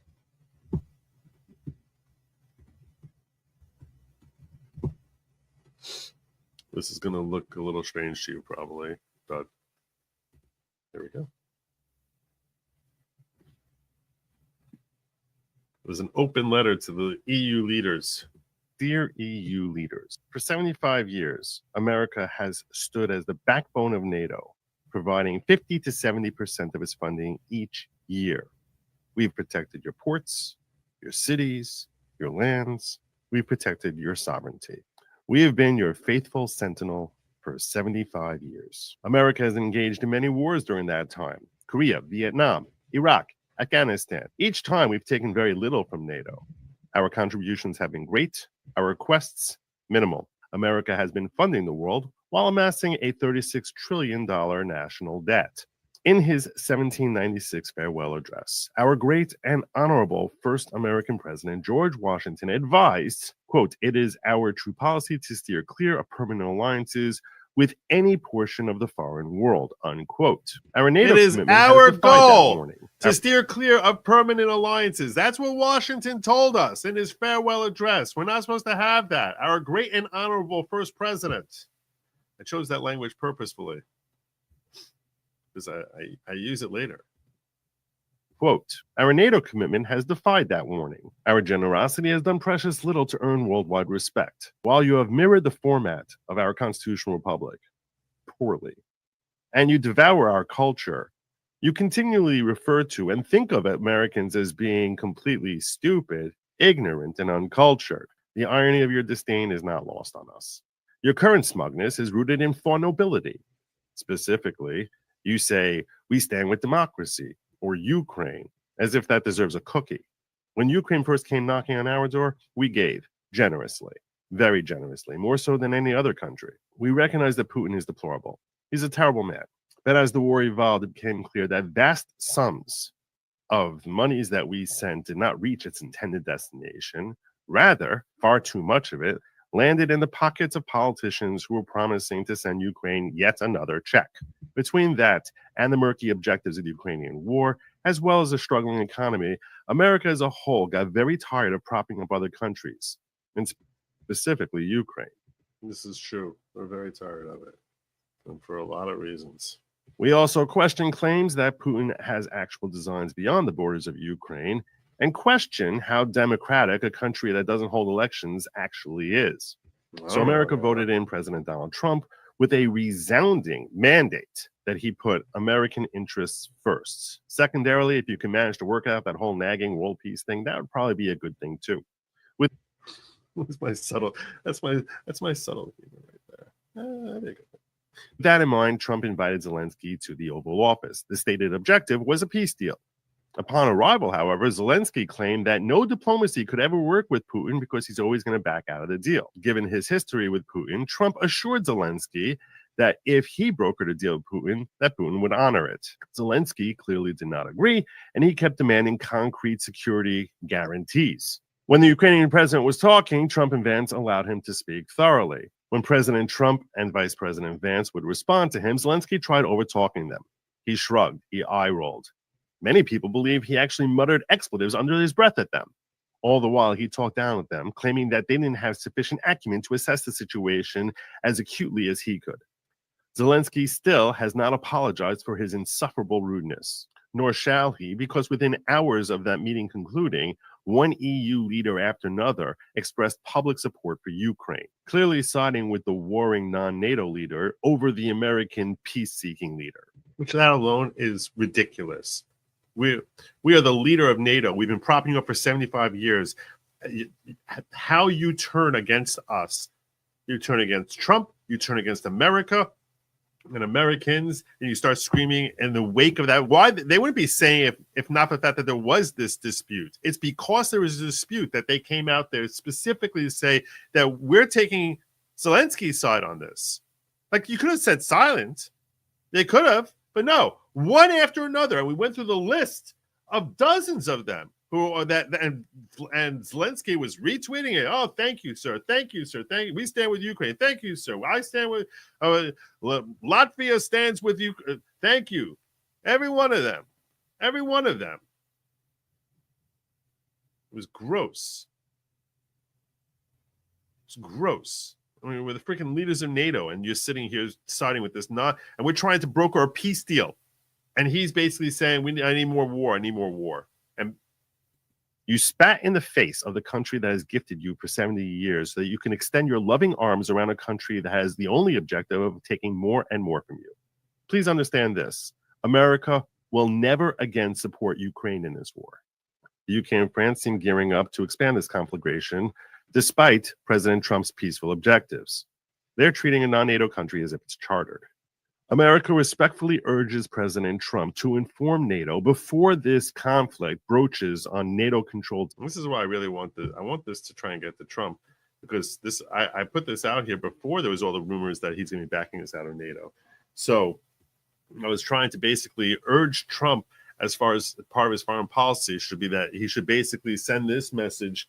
He should send this message to the EU before they start engaging and gearing up to expand this conflagration, despite President Trump's peaceful objectives.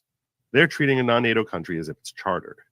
America respectfully urges President Trump to inform NATO before this conflict broaches on NATO-controlled territories that America is divesting itself from this conflict altogether and declaring itself neutral. We wish Europe well, but we will not saddle our children and grandchildren with the crippling costs of this war or the far more ominous costs of rebuilding either Ukraine or any NATO participants who dubiously and voluntarily decide to bait Russia into expanding this war. Indeed, given the limited returns of our overpriced NATO investment, many Americans are waking to the wisdom of our first great president and observing the shameful disrespect of our current great president. It makes many of us wonder, why are we in NATO at all? Best regards from across the pond, America. So there you go. Best regards from across the pond. So, a lot of you saying stuff like this. So that was my video. That was the video I created. Can't tell you how long it takes me to make a video like that. Can't tell you how many hours that 5 minutes takes. Because I basically wrote the script, and then it was a mess. It was, and then I have to like record it and make sure everything is coming out audibly. Some things I would improve on if I did it again, I think. Well, anyway,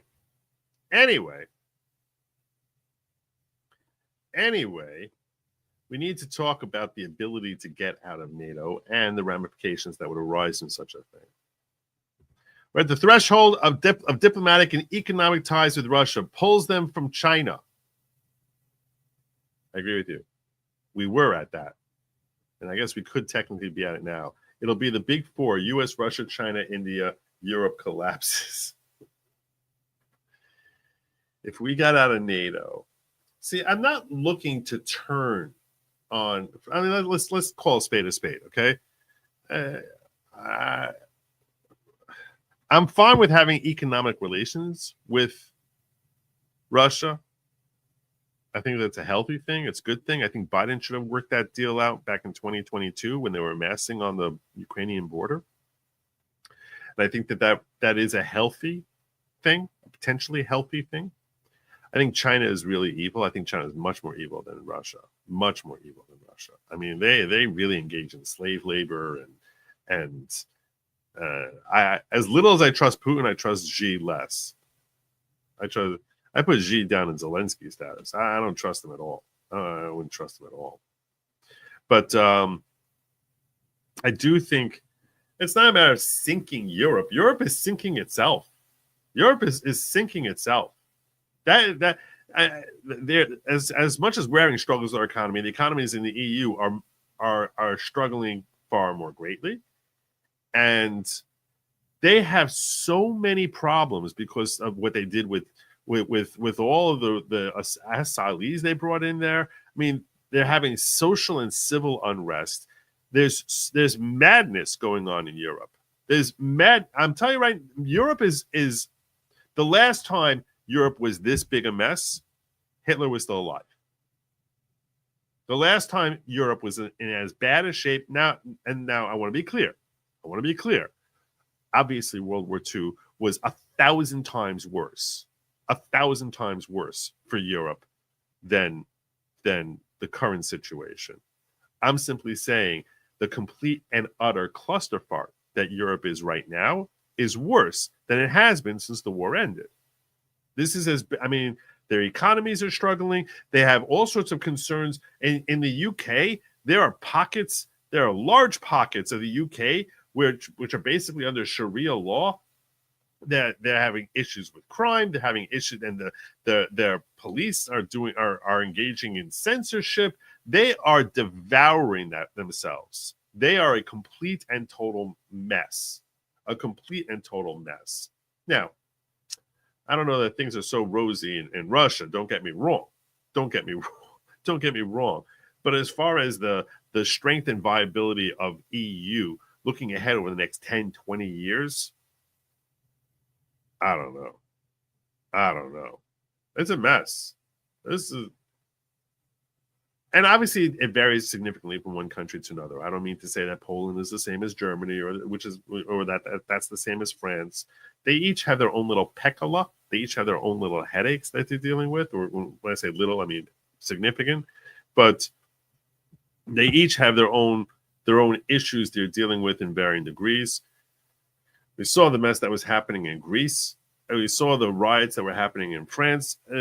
There's a lot of turmoil there. There's a lot of turmoil, and it's only gotten worse over the last several years.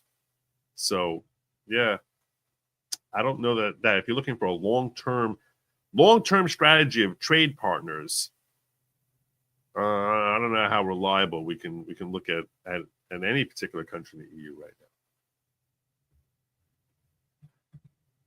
What all guys' opinions? God bless you.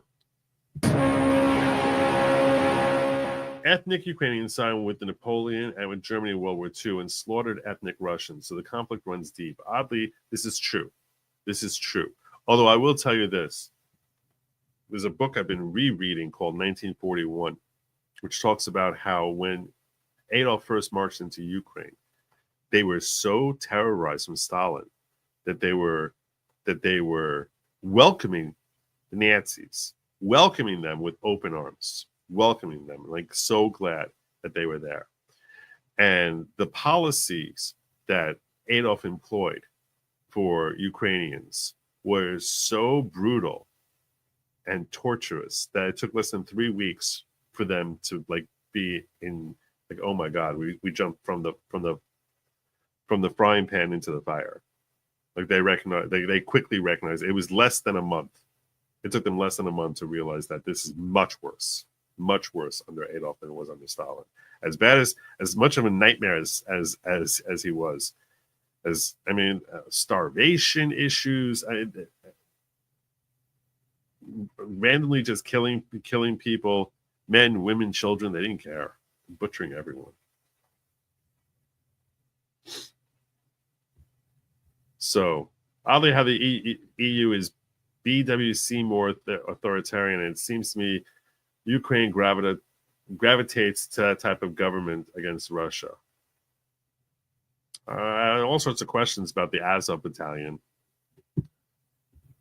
which the left hates whenever anyone brings them up. They try pretending that reality is something different than what it is. Here's another reason you should never trust the left on this sort of stuff, because they're sitting here telling you how they know how it is, and these are the facts on the ground. These are the facts. These are the facts. These are the facts. And then 10 minutes later, they're telling you that this dude with Franken beans wearing lipstick and a dress is a woman, and that's the facts. Those are the facts. Those are the facts. Those are definitely the facts. So it's like you're gonna find whatever truth you find convenient. That's basically what you prove. You're not convincing anyone of anything. You basically just establish that whatever facts you find convenient, you're gonna basically say you're gonna label the facts or the science or what. You don't care about truth. So yeah, I mean, until you can call that dude in a dress a dude, you're not talking facts. And I don't want to hear about your science. I don't want to hear about it's all crap. It's all crap. So they because they want that dude in a dress to be a woman, so they're just going to call him a woman and feel like that's changing reality. Similarly, the reason I bring it up in this context is not just to say that, look, to bash on the left. What I'm saying is it's the same mindset which says we can will our desire into being reality and pretend that that is reality, and then that thereby becomes reality. So they want to will Ukraine into being this bastion of democracy where everyone there is good and peace loving and wants to have a whole democratic thing, and they're the personification of good. Versus why? Because they look at Putin as being the personification of evil. So the foil to evil is the personification of good. So they just simply can't deal with the reality that, like, hey, you know what? Yeah, Putin's really evil. That doesn't make Zelensky or Ukrainians or anything that's happening there that doesn't make them good at all. Like, at all. You're just simply labeling them less bad. And you don't even know if that's true. It could be. But as soon as you tell them, well, it's a democracy, you're like, oh, okay, fine, it's democracy. So Putin claims he's in a democracy also. And I don't believe the democracy there, but how much am I trusting democracy in Ukraine? It's famous for being one of the 5 most corrupt countries on the planet. So what are we talking about here as far as this being some, massive improvement that we have to spend billions of dollars to help protect them? That was my question from day one.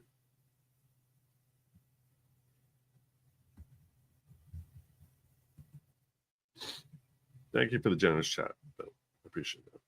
Yeah, I'm not though. We are agreeing with me. Thank you, Kathy. Historically, Europeans are the ones that attacked Russia. So when U.S. established NATO, it empowered them.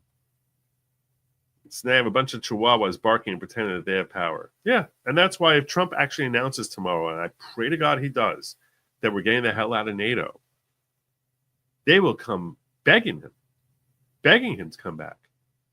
Because honestly, it's not just Zelensky owes him an apology. The entire EU owes him an apology. This entire thing was a setup. It was a setup to turn the world. Okay. I don't know why I have to explain this to people. And maybe I'm not talking to you specifically, Max. I'm talking to everyone. Okay. This entire thing feels like it was a complete setup from the get-go. I don't think that Zelensky had any intention of signing that deal. I think he intentionally antagonized him. I think that he had to know that there's no way, if you know anything about Trump, that he was going to go along with that entire tone that he was dropping on him. And he started off by basically asking for stuff he couldn't get, and then got more and more aggressive, and then actually got ruder and ruder as it went on. And everyone knows how Zelensky has been hailed as, the second coming of Dr. Fauci, and everyone has to love, respect, and honor because he's the great Zelensky, whatever that. I don't know because he's fighting Putin, that makes him the great Zelensky. So he's the victim of Putin and everyone knows how they love their victims. Oh, what a hero! He's such a victim. So, and he's this fierce leader. He's this fierce fighter. And whatever questions you ask about him, how dare you question him? It's like when you say to Fauci, the science doesn't say this. I am the science. So too with him. What's with your elections? I'm not having elections. Whoa, what's the end to the game plan here to this war? We need more tanks and we need more assurances and we got to fight off. It's like, are you sending Down syndrome kids into a meat grinder? I don't know. That's right. Anything you say that's negative, Russian propaganda. You don't ask, don't question, I don't want to listen to you. Don't ask. And now you come to this peace deal where Trump seems like, hey, you know what? Everyone knows that for one reason or another, he's able to actually talk to Putin in ways that few world leaders can. And he's telling you, look, if I tell you you're getting a deal, you're getting a deal. And he starts coming in there saying, I need security guarantees, which is the most ridiculous thing in that context. Makes no sense at all for him to give him that, because he gives him security guarantees, then he has no incentive to actually sign a peace deal. So why would he give him security guarantees? That makes no sense. Doesn't make any sense at all. So I really feel as if this entire thing was a setup, because all those world leaders were basically almost standing by their phone. And when's the meeting over so I can come out there and say, I stand with Ukraine? Within 2 hours, all of them, boom, boom, boom, boom, boom, boom, boom. I stand with Ukraine. I stand with Ukraine. I stand with Ukraine. It's almost as if before this meeting happened, let's recall how Trump had this shiny luster around him. And now this was basically designed to try and turn the world against Trump. That he's the bad guy, he doesn't understand Putin, or he's Putin's puppet, or whatever stupid, ridiculous lies and defamation that they want to say about him. That as if he's Putin's puppet rather than actually Putin being Trump's puppet, and that this entire thing was staged specifically. And that's why I kept wondering when Trump was talking about how we've done more for you than the EU, how he got very defensive. He's like, no, I love the EU. EU is just as good as you. They haven't given nearly as much money. No, they gave us much money. Why are you making this crap up? Why are you making that crap up? It's because I don't think he was planning on this deal going through. I think he was planning on basically saying, oh, you see, we, the EU, we're better than Americans. We care about democracy. We stand with our friends. We're allies, and we're going to fight against Putin, and we're the good guys, and Trump is the bad guy. And I feel as if this entire thing was orchestrated to try and make Trump look like the bad guy here. And that the EU would band together and basically say, we're the good people, and America, really, Trump are the bad folks. And I basically, the whole thing feels like it was set up from, because one of the questions Marco Rubio was asking was, why do we have to sign this deal in the Oval Office? Why can't we sign it 5 days earlier? Why have to be here? But if in fact it was staged, it was all set up, well, then you understand why I had to be there. So we have all the cameras there. That this entire thing was a setup. And I really believe, I'm very confident that this entire thing was staged and set up. Because it doesn't make any sense. So many things don't make any sense about what Zelensky did here. It doesn't make any sense that he would say, I'm going to sign a deal and then come in there and be so aggressive. It doesn't make sense they had to do the deal in D.C. It doesn't make sense why he's meeting Democrats before he goes in there. What the hell was that about? He has a whole meeting with Democrats, and they're all saying, oh, we love you, Vladimir. Why is that happening? What the hell is happening here? Sitting there like Amy Klobuchar looked like she was about to fall to her knees, like she was meeting some messianic figure there. And none of this made any sense. Unless they basically all knew what was going to happen there. They knew that he was going to be an a-hole. And he delivered him, came in there and acted like an a-hole. And then they would all stand with him and say, we love Zelensky. Trump is a jerk. We love him. We love Big Z.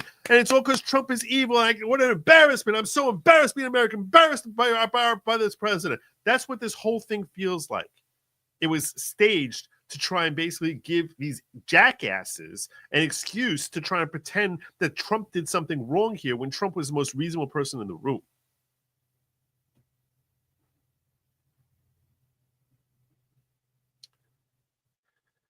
And for that, I blame the EU leaders for that. I think that this is, and I tell you something, Democrats are undermining America to the benefit of the EU because they don't give the slightest damn about America. All they care about is their own stupid power. And they're stupid, useful idiots feeling like, oh yeah, we got one over on Trump. It's like they're literally rooting against America. Because, Trump's in power. And we're angry that Trump's in power. I can't believe it. MAGA. It's like impossible. It's impossible. They're children.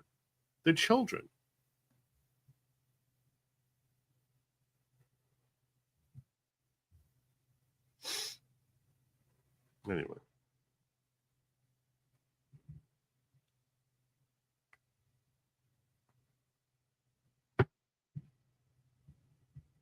So that's my take. My take is this whole thing was staged.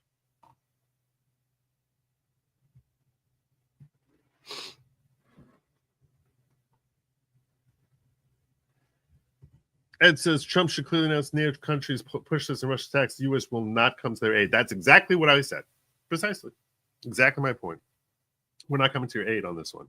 We're divesting ourselves of this entire situation. We're not here for this one. I should probably put in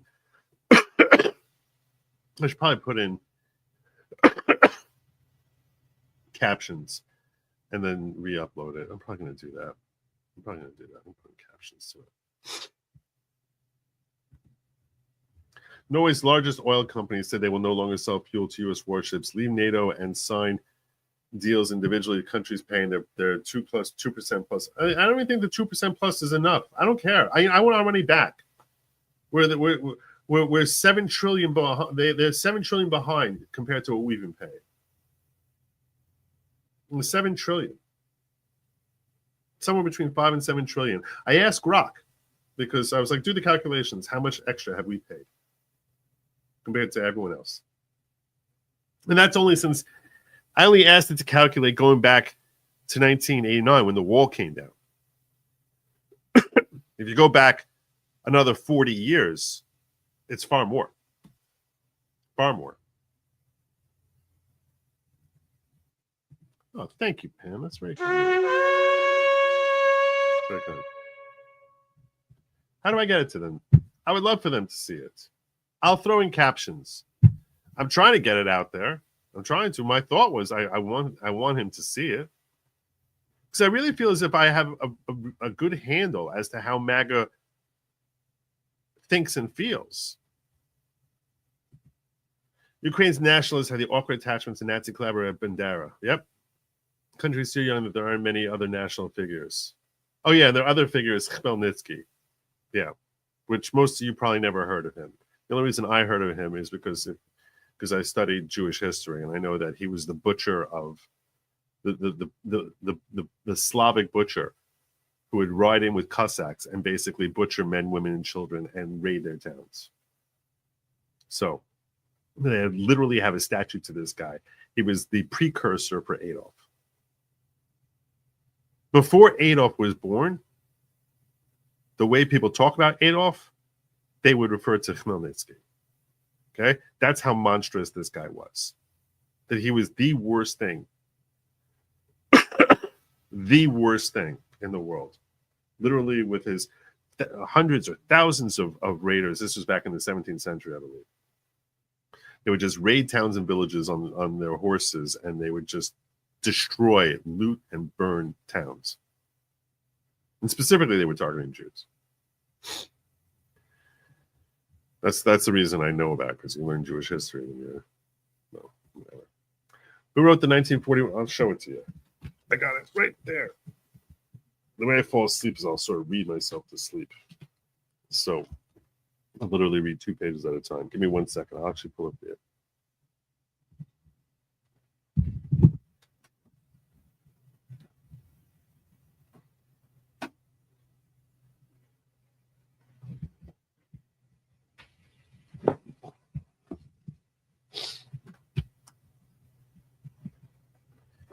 It's badly dog-eared. There's a book, Andrew Nagorski, 1941. So, the year Germany lost the war. And it really gives a lot of detail, a lot of names that we know otherwise. So,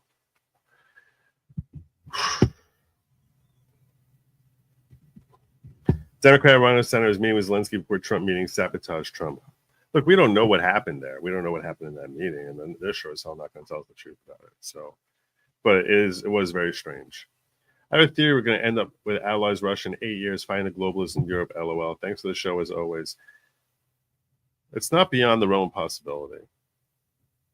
Exactly, Joe. Great rant. Sounds like me screaming at the TV. Yeah. If we reshare an X, will it help to get in the algorithm? Hit the like button. Well, I appreciate. Everyone here should hit the like button. I would be much obliged if you can hit the like and double check that you're subscribed, because I am bleeding subs. But I'll add captions to it and then re-upload it tomorrow, like in the morning, and we'll see if we can get some steam behind it. So the thing with captions, I think a lot of it you miss, and the captions will really help in that regard. But thank you for asking.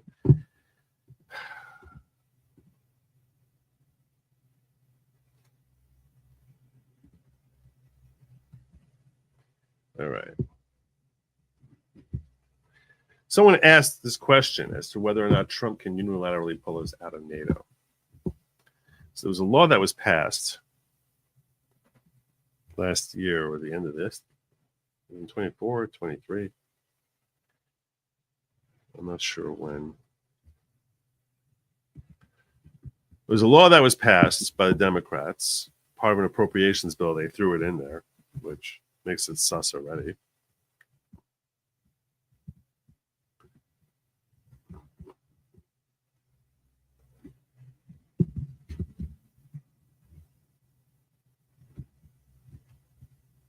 It was a year ago, December a year ago. Congress approves bill barring any president from unilaterally withdrawing from NATO. Congress, this is great, has approved legislation that would prevent any president from withdrawing the United States from NATO without approval from the Senate or an act of Congress. The measure is spearheaded by Senators Tim Kaine and this is not gonna be good. Marco Rubio. He's gonna pull us out of NATO after Marco Rubio passed this law. Was included in the annual National Defense Authorization Act, which passed out of the House on Thursday and is expected to be signed by President Biden. The provision underscores Congress's commitment to the NATO alliance that was a target of former President Trump's ire during his term in office. Yeah, this is why one of the reasons people don't like Marco Rubio.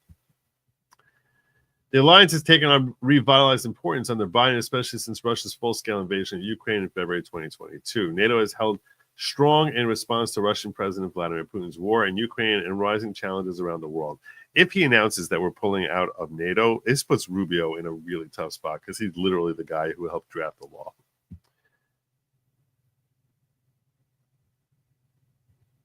Yeah, the legislation reaffirms U.S. support for this crucial alliance that is foundational for our national security. It also sends a strong message to authoritarians around the world that the free world remains united.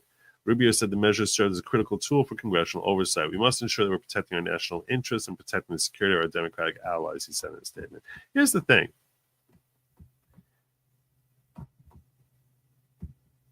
Here's the problem for Congress on this whole thing.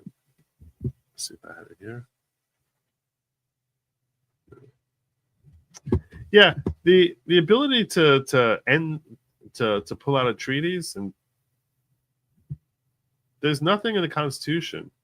The president, if you look at Article 1 of the Constitution,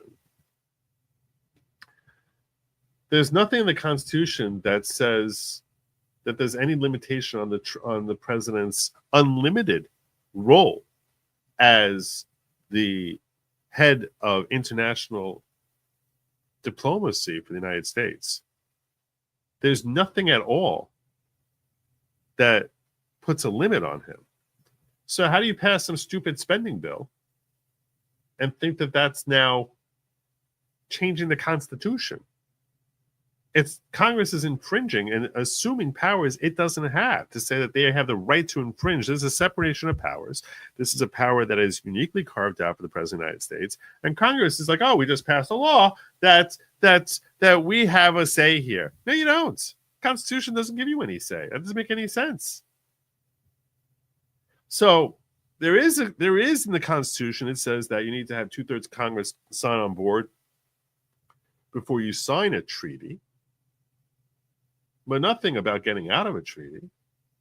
And this is one of the things that was pointed out to me when I in response to my video, that hey, he can't just pull out of it because there's this law that got passed. And I say that's crap. That's not true. That's not true at all, because Congress doesn't have the authority to pass such a law. Unless they have an amendment to the Constitution. So now what about the fact that in order to sign a treaty, you need to have congressional approval? Okay, that's fine. The Constitution is expressed saying if you want to sign a treaty, why didn't they say about withdrawing from a treaty? I'll tell you something else. Constitution came out after Washington gave his farewell address where he said we shouldn't have any permanent entanglements, permanent alliances with anyone. So, yeah, the implication here is actually was before, excuse me.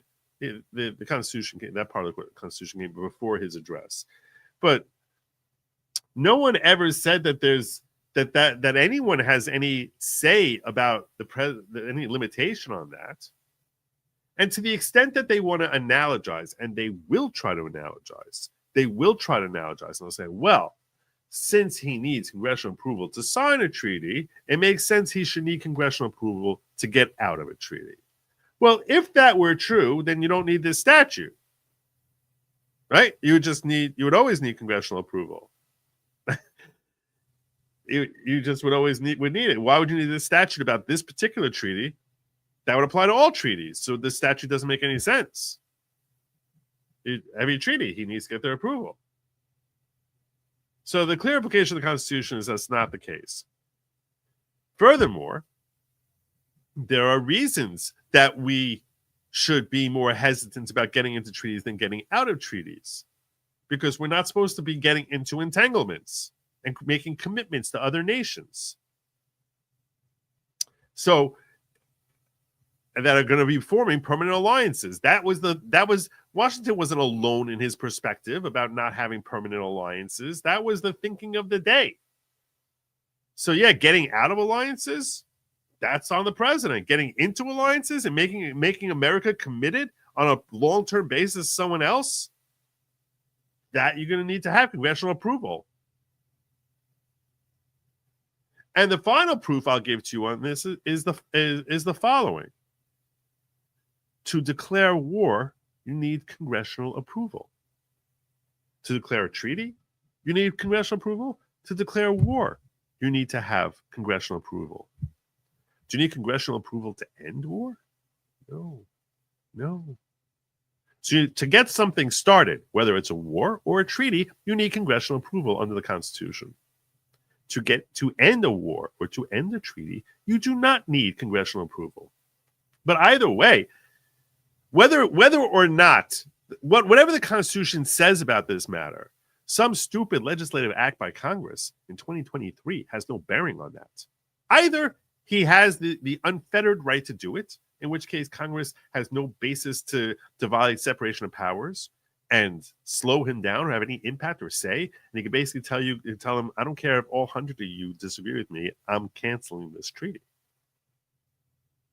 Or he doesn't have that right anywhere, and he never had that right, in which case this statute is stupid because he doesn't have a right to cancel any treaty. But either way, the statute makes no sense at all. So, but I do think that politically, Marco Rubio is going to be facing all sorts of questions. If tomorrow night Donald Trump comes out and says, I'm getting this the hell out of NATO, or he might say, if they want us to stay in NATO, they're going to have to pay us. They're going to have to work out a payment plan to get us back our $7 trillion. He might say that. I'd be okay with that. And also that if we tell you in advance, don't do this. If you do it, we're not going to back you up on it. That we have a right to do that. Because you're baiting Russia. You are baiting them to come into your country. And that's exactly what Zelensky wants. That's 100% what Zelensky wants. He wants them to be baiting Russia to come in so that he can make this a more global conflict. He's trying. Administration's policies are changing not by the day, but by the hour. And I think that's a reflection of the fact that they have no policy.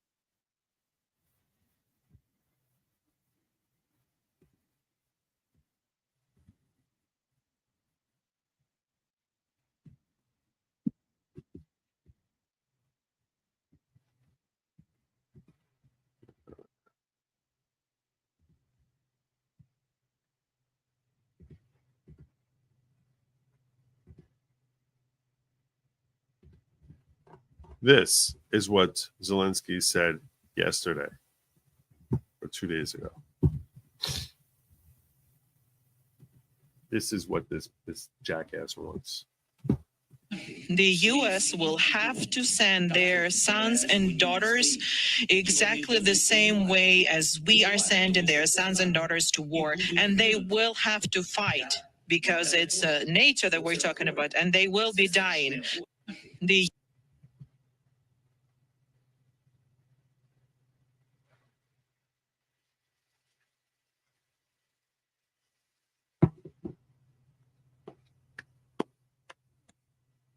Go to hell.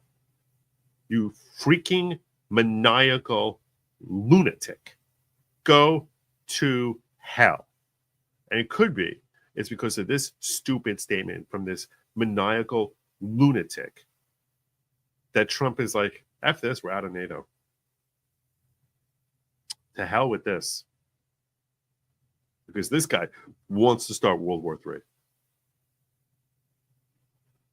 He wants to start World War III. He doesn't care who dies. Go to hell. Go to hell.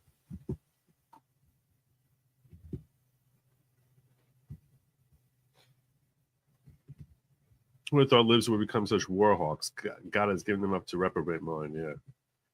NATO treaty itself allows any member to withdraw after giving notice in 1 year waiting period. Congress can't alter the terms of the treaty.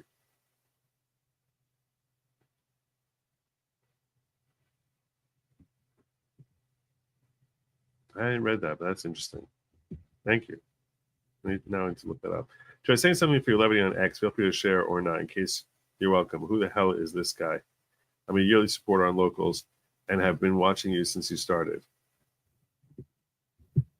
Well, I appreciate it. If you had never supported me anywhere, I appreciate you popping in here. And even people who never super chat, I appreciate everyone being here. The chat is a critical element to this show. The show is not the same without the chat. I'm trying to see that.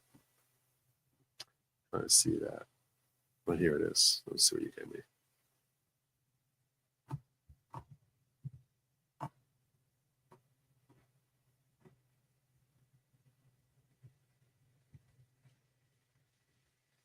That was yours. We thought that baggie belonged to. I literally opened the show with this. You're right. I said this is Mr. Reagan's best work. Hunter, you know, I think this. I literally opened the show with this, so I'm not going to go through it again, but thank you. 99 senators voted for that rhino. Yep. 99 senators.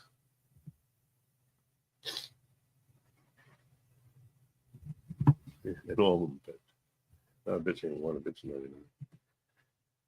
All right, should we check out this thing war here? Between Russia and Ukraine may be in its final moments, but is there a new war brewing between President Trump, Vice President Vance, and Vladimir Zelensky, the president of Ukraine, in the Oval Office? It was a wild day. Congresswoman Victoria Spartz is the only Ukrainian-born member of the United States Congress. She joins me at the top of the show. President Trump's economic agenda hangs in the balance as Congress. I think it's cool that they got a job on OAN. I want to jump ahead to. She regularly defied and called out former House Speaker Kevin McCarthy. She serves on no committees and is an independent as much as one can be, not formally associated with the Republican caucus, though she is a Republican. Oftentimes, she's expressed to me concerning views about how Republicans have been unwilling to confront the major challenges around our debt and deficit.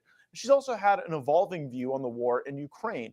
And if you see this trajectory and it tracks anyone you know, just think about that for a moment. So in March of 2022, she called the Russian invasion of Ukraine a genocide of the Ukrainian people by a crazy man. In July of that year, her tone changed and she criticized Ukrainian President Vladimir Zelensky for, quote, playing politics and theater, close quote, and not governing seriously. She had the courage to call out a Ukrainian official who was linking to Russia. She criticized the delayed appointment of a prosecutor to attack corruption within the Ukrainian government. By April of 2024, this person who had previously called the invasion a genocide, this Ukrainian-born congresswoman, was voting against $60 billion in aid for Ukraine. I recall noting this as a remarkable shift at the time. This year, the Congresswoman has expressed hope that only President Trump can end this war. She's been very supportive of his efforts to do so, and she joins me now. Congresswoman Spartz, I have never seen anything like we just witnessed in the Oval Office with President Trump and Vice President Vance and President Zelensky. I'm dying to hear your reaction. Well, thank you for having me, Matt. It's truly unbelievable. I mean, I don't even understand why would president of a foreign country insult the American people, and president of the country is the only hope to save them from complete destruction. It's such a disservice to the Ukrainian people to play hero in politics and trying to increase his rating that miserably failed in the country because he failed to defend his country. But doing that and just, it's not a theater, it's a real war, it's a real situation. I cannot believe it. But being so insulting to the American people after how much was done by us for Ukraine and for Europe, I cannot believe this. This is outrageous. This is, in case you joined late, this is Republican member of the House, Victoria Spartz, who was born in Ukraine and is one of the most based members of the House. President Trump called the exchange disrespectful on the part of President Zelensky. Do you share that perspective? Oh, listen, it's insulting, it's disrespectful, it's stupid from him, and I have no idea what he's trying to achieve. What he's trying to achieve is this whole thing was set up. This is, I never saw this before, obviously. This was first shared with me. I think Richard Parker's, Richard or someone to watch, to check this out.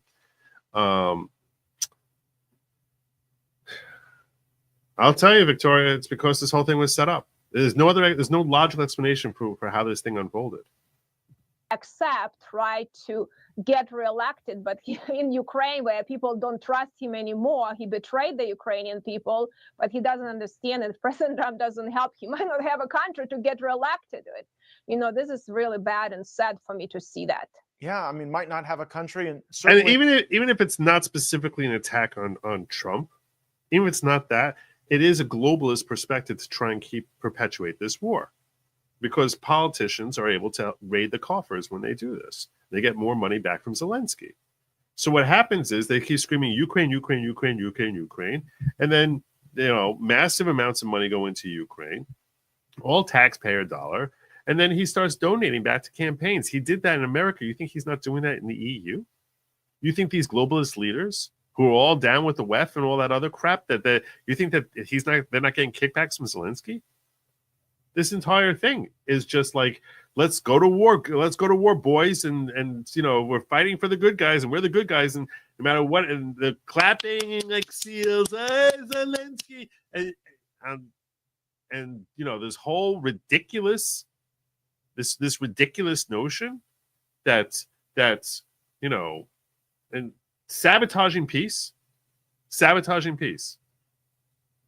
tell you right now, if it's not to get Trump, it's just the general globalist perspective.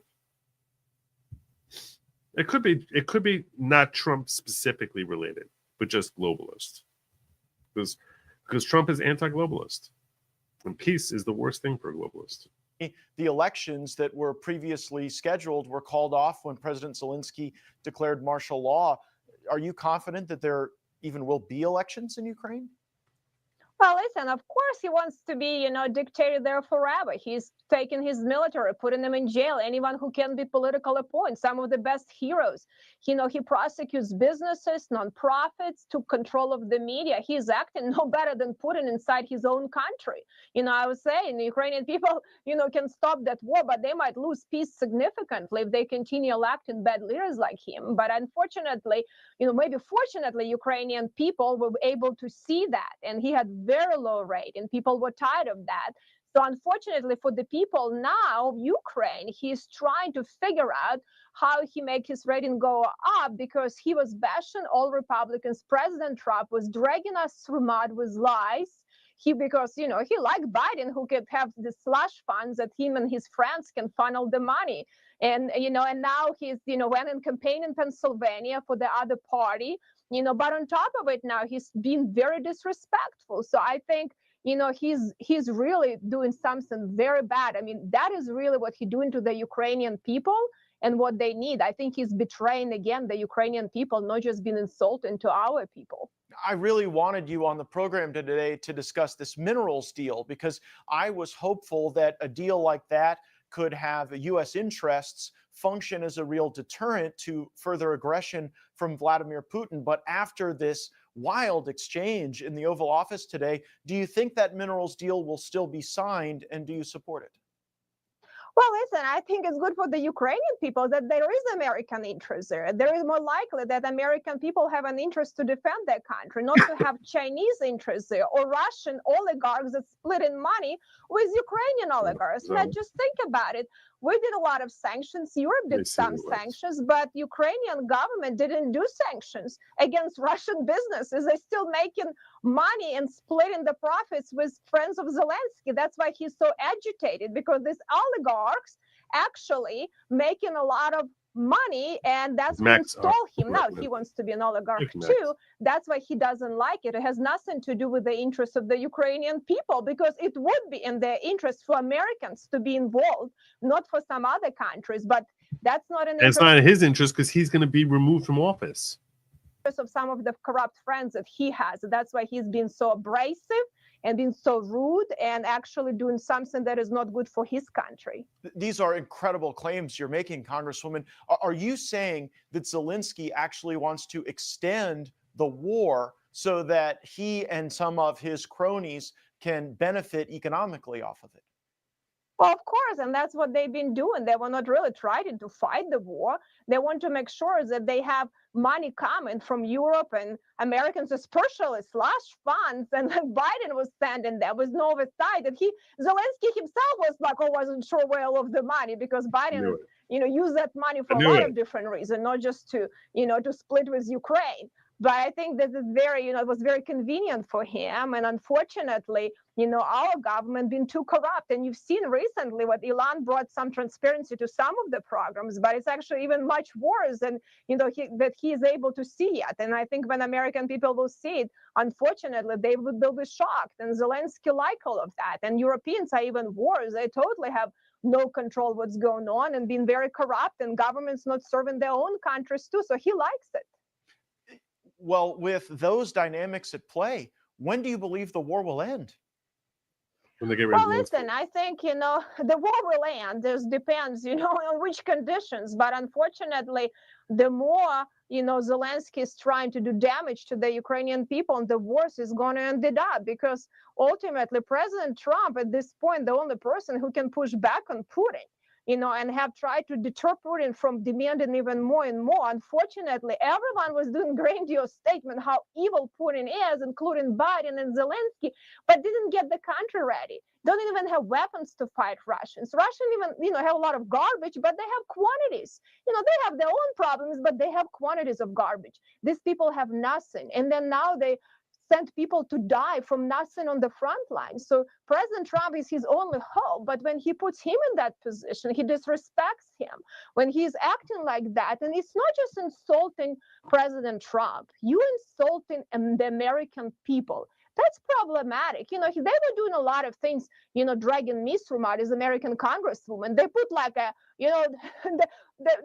different advertising, the billboards with my name and calling because I asked of oversight of aid that was sent to Ukraine, that I'm like pro Putin and Kremlin, Assad and all this. That was disrespectful for the, American Congresswoman, the American people that I represent. They send the money and weapons at least to stop Russia from going further. But now he's even coming after President of the United States. If you've seen all of the bad things he said about President Trump in Ukraine, in Europe, how much they're spending money, propaganda to bash us. I mean, this is unbelievable. And then they turn around and say, we need to help them to stop Putin. I mean, I cannot believe what these people want. I don't think they really want to stop Putin. They won't continue this bloodshed. They won't continue money. But I think he will have to figure out where he's going to be getting. Maybe, stupid Europeans are going to be sending to him. If they're that stupid, that's, up to them. Yeah, if they want to do that, I guess they're certainly welcome to. Just as long as you they have such unique don't try insights holding on us this, to and the I've NATO had the agreement. benefit to see your work on the House Judiciary Committee, and you're against waste and corruption wherever you see it. You're against it if it's in Ukraine. You're against it if it's in the United States, and you've got a background in financial review that gives you a real skill set there. If you could give advice to President Trump right now about this minerals deal that is floating around, his desire that mirrors your and mine to end the war, what advice would you give President Trump? To be as tough as you can with them. When I came to Ukraine, I understand who these people are. Actually, Zelensky and I are the same age. He was born in 1978. So we both grew up in the tough, wild 90s. And you see what's happened when socialism fall apart. You have criminal activity. I mean, this was pretty bad. And he grew up in very criminal areas. So I understand who these people are. And I was very tough on them. And I said, you know what? You can do whatever you want with your money and weapons, but with our money and weapons, we'll tell you what to do. And if you don't like it, you can go to hell. And I probably said even tougher word. But I'm just telling you, that's what President Trump needs to do. If they don't, want to listen what we have to say, them ultimately, that is our money, our weapons. We decide, we try to help you. And if you don't want to follow the rules, you can figure out on your own. But unfortunately, they destroyed the country. They robbed the Ukrainian people. They were not writing for anything. He gave everything to his oligarch friends with corruption, everything else. He betrayed his own people. It's sad for me to see, but I'll tell you one thing, Matt. We paying high price with money for bad leaders, and we replace them. They paying Ukrainian people with blood. And it's a sad reality. Until they start electing better people, they will continue paying this high price. Oh, that is such a stark warning, but I think really important information to internalize. Pivoting just to the budget for a moment, because I know that is a serious concern of yours. There was some false reporting that President Trump was on the phone with you in the congressional cloakroom, threatening you. You went on record and said that's not what happened. We shared that. What was the call like between you and President Trump on the budget deal? Well, listen, Matt, I don't know how people could hear, like, you've been in this clock room. This has a phone booth. It's pretty hard even to hear what you have to say. Not someone having phone to my ear. I don't know how much you could scream to even hear that. I mean, this is the most ridiculous thing even to hear that, this is complete lies. I mean, the level of lies, unbelievable, but I'll tell you, I had a lot of interaction with President Trump. He's a very smart man. He's a very strong man, but he is a businessman and he cares about the country. And he knows that I care too. We always have very good conversations. I raise concerns with, what's happening in Congress, and he somewhat agrees with me, on these concerns, and he's willing to be a strong ally for the people. And I can be very strong ally for him to get things done. So we always have very productive conversations, and he listens. He's not like a typical politician. You say something, they don't even care. They have messaging and they already listen whatever the staff says. No, he listens, he cares to listen, he pays attention, and he is not afraid to challenge the machine of money. There are a lot of things like in healthcare. President Obama couldn't deliver. Biden, when was president, was calling money laundering operation, and they could get nothing done. President Trump is the only person who can challenge this machine of money and deliver with the people. He has mandate, responsibility, and he takes it seriously. So I'm very happy to have a ally like him, and I think he can help us to fix Congress, which is broken and corrupt, as you know. Congresswoman Victoria Spartz with very powerful words for the presidents of multiple countries. Thank you so much. That was great. Thank you for sharing that with me. Thank you, Max, for calling to my attention. Barbara loves that. Barbara loves us says I need to turn on my notifications when you're live, about an hour late here. Well, thank you. I'll give you a little horn for that anyway, even though you're an hour late. I'm glad you finally caught me.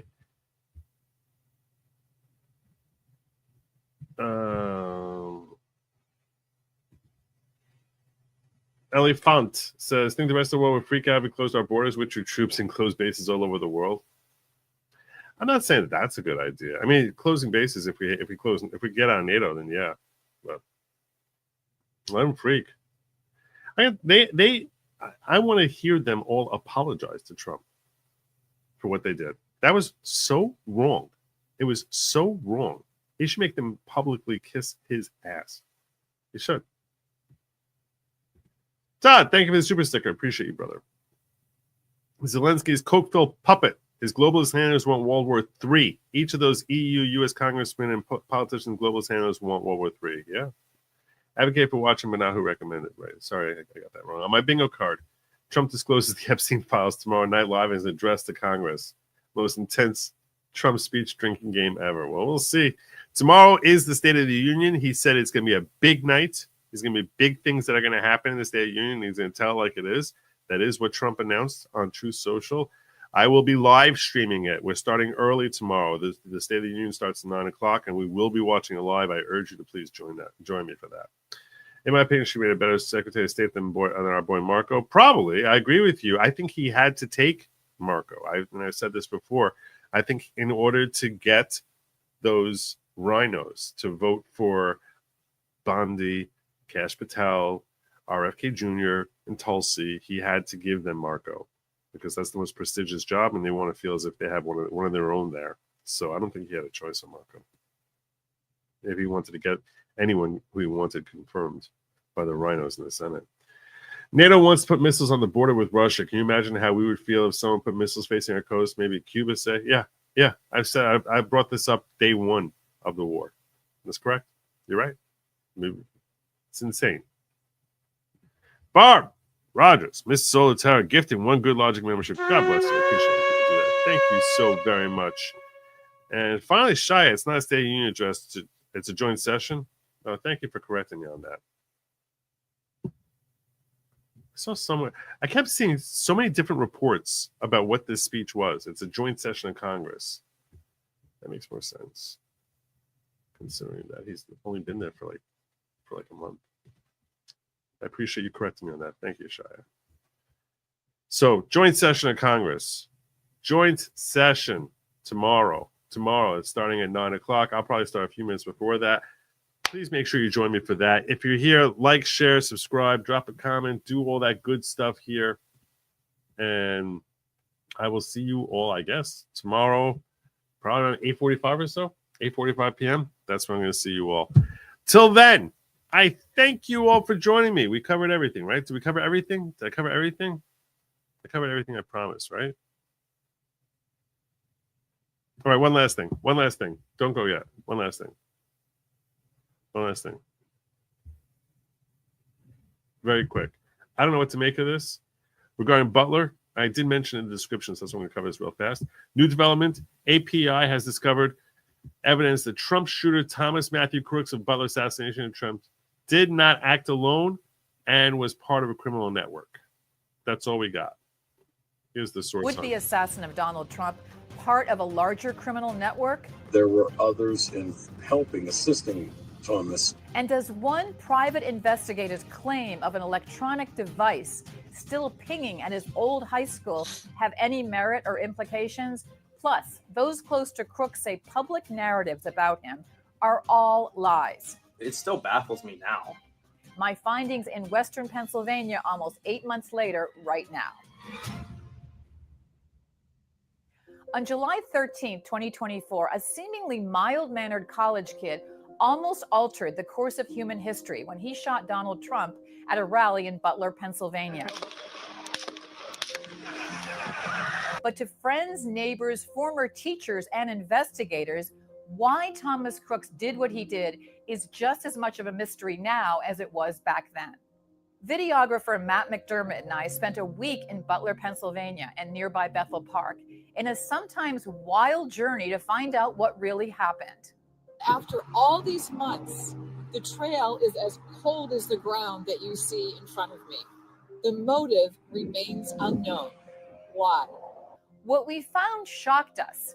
Even though Thomas Crooks killed one rally-goer, Corey Comparator, and seriously injured two others while grazing Trump's right ear, there's a lot of sympathy for him in his hometown of Bethel Park. Several people told us they don't think Crooks acted alone and that he might have been a patsy. Some also accused Biden's FBI of suppressing some information, like why Crooks's body was cremated so quickly and what his overseas encrypted accounts revealed. Private investigator Doug Hagmans had a team of 7 working on this mystery after being hired by a secret client shortly after the event. He says his team used a technique called geofencing. Hagman told me they located 8 or 9 devices, probably cell phones, that belonged to other people, but were pinpointed to being with Crooks at his home, at his old high school, at his gun club, and even at the rally. Hagman said he doesn't believe Crooks acted alone and that he was part of a criminal network that's still out there and still wants to kill President Trump. Yeah, I'm going to say that I think. I'm just going to tell you, this sounds a little sensationalist and sufficiently vague that I have doubts, but it's good. I have doubts because we all believe that there probably were other people involved, and I'm not ruling it out. I'm simply saying I don't know that this guy found anything. So this is obviously, you're getting who the source is here, but I don't consider this definitive evidence until you can start naming names.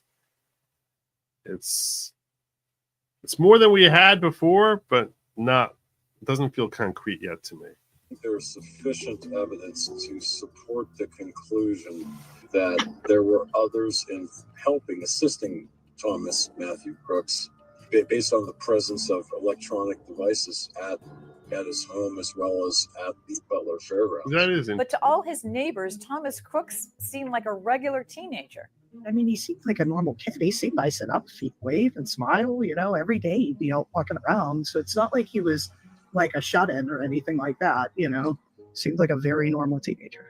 Everyone we spoke to pushed back on the narrative at the time that painted Crooks as a Columbine-type loner who wore camo to school, was bullied, and even supposedly threatened to shoot up his school once. They told us that was all false. Crooks's former guidance counselor, Jim Knapp, knew Crooks and his parents and older sister since he was in 9th grade. Do you remember where you were when you heard the news that Thomas Crooks had tried to kill the person who had become the president of the United States? Sure did. And it was like, are you kidding me? I said, this kid, I would have never, ever thought would have attempted this or never would have done this. Crooks's former computer technology teacher, Xavier Harmon, was one of many who told us Crooks was not only a very gifted student, but a nice kid. Harmon said he called Crooks, quote, his little buddy. I didn't believe it. I know the individual I taught and this individual, this picture there, presenting of somebody who was a total 180 of who he was in my classroom. His Bethel Park High School friend said you can never really know anyone, but still said he was shocked at learning what his old economics classmate did. This kid that I played football This with, is true. Sent me a message. He was like, do you know Matthew Crooks? And I was like, no. He was like, oh, wait, Thomas Matthew Crooks. You graduated with him, right? I was like, yeah, what about him? And he was like, that's who tried to assassinate Trump. I was like, get the heck out of here, dude. It still baffles me now. He went to the gun range 43 times in the year prior to shooting Donald Trump. 43 times to the Clairton range. Did he ever talk about that kind of hobby before shooting? No, I would have never taken Tom for a gun person. To be honest, he seems more of like the hang out and play video games type of person. But those were the people who spoke to us. Many did not. Thomas's parents still live in the very small ranch home in Bethel Park, but have never given interviews. I'm standing right in front of the Crooks home where Thomas Crooks grew up. His parents, Matthew and Mary, are inside now. They were inside yesterday. Apparently, they never come out of their house except at 3 a.m. to go get the groceries. This, according to a number of neighbors. Crooks's older sister, Katie, lives in an apartment complex nearby, but good luck getting to her. Behind me is the apartment building where Katie Crooks, Thomas Crooks' only sibling, lives. She's about 23 years old. She works as a janitor nearby. And when we went to see if we could talk to her, we were met by two men in her apartment building complex that came to the door and told us in no uncertain terms that we had to go. They were polite, but they said, and I quote, "This story is dead, and you need to know that." Why? We also visited the Why? gun How club do they where have two Crooks people practiced guarding an her? Who's astonishing that? 43 times between August 2023 and the Trump rally in July 2024. We are right now rolling up to the Clairton gun range. This is a gun club and a shooting range about half an hour from Thomas Crooks' house. And he went once in May, 2 months before the attempted assassination of President Trump. And the day after, oddly enough, there were officers, agents from the Department of Homeland Security that were here shooting as well. Louisiana Congressman Clay Higgins told us, however, that he's pretty sure Crooks acted alone.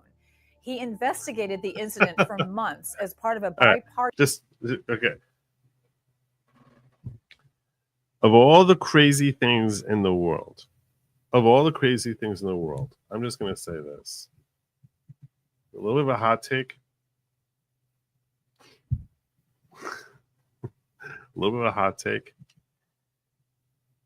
Why is it impossible?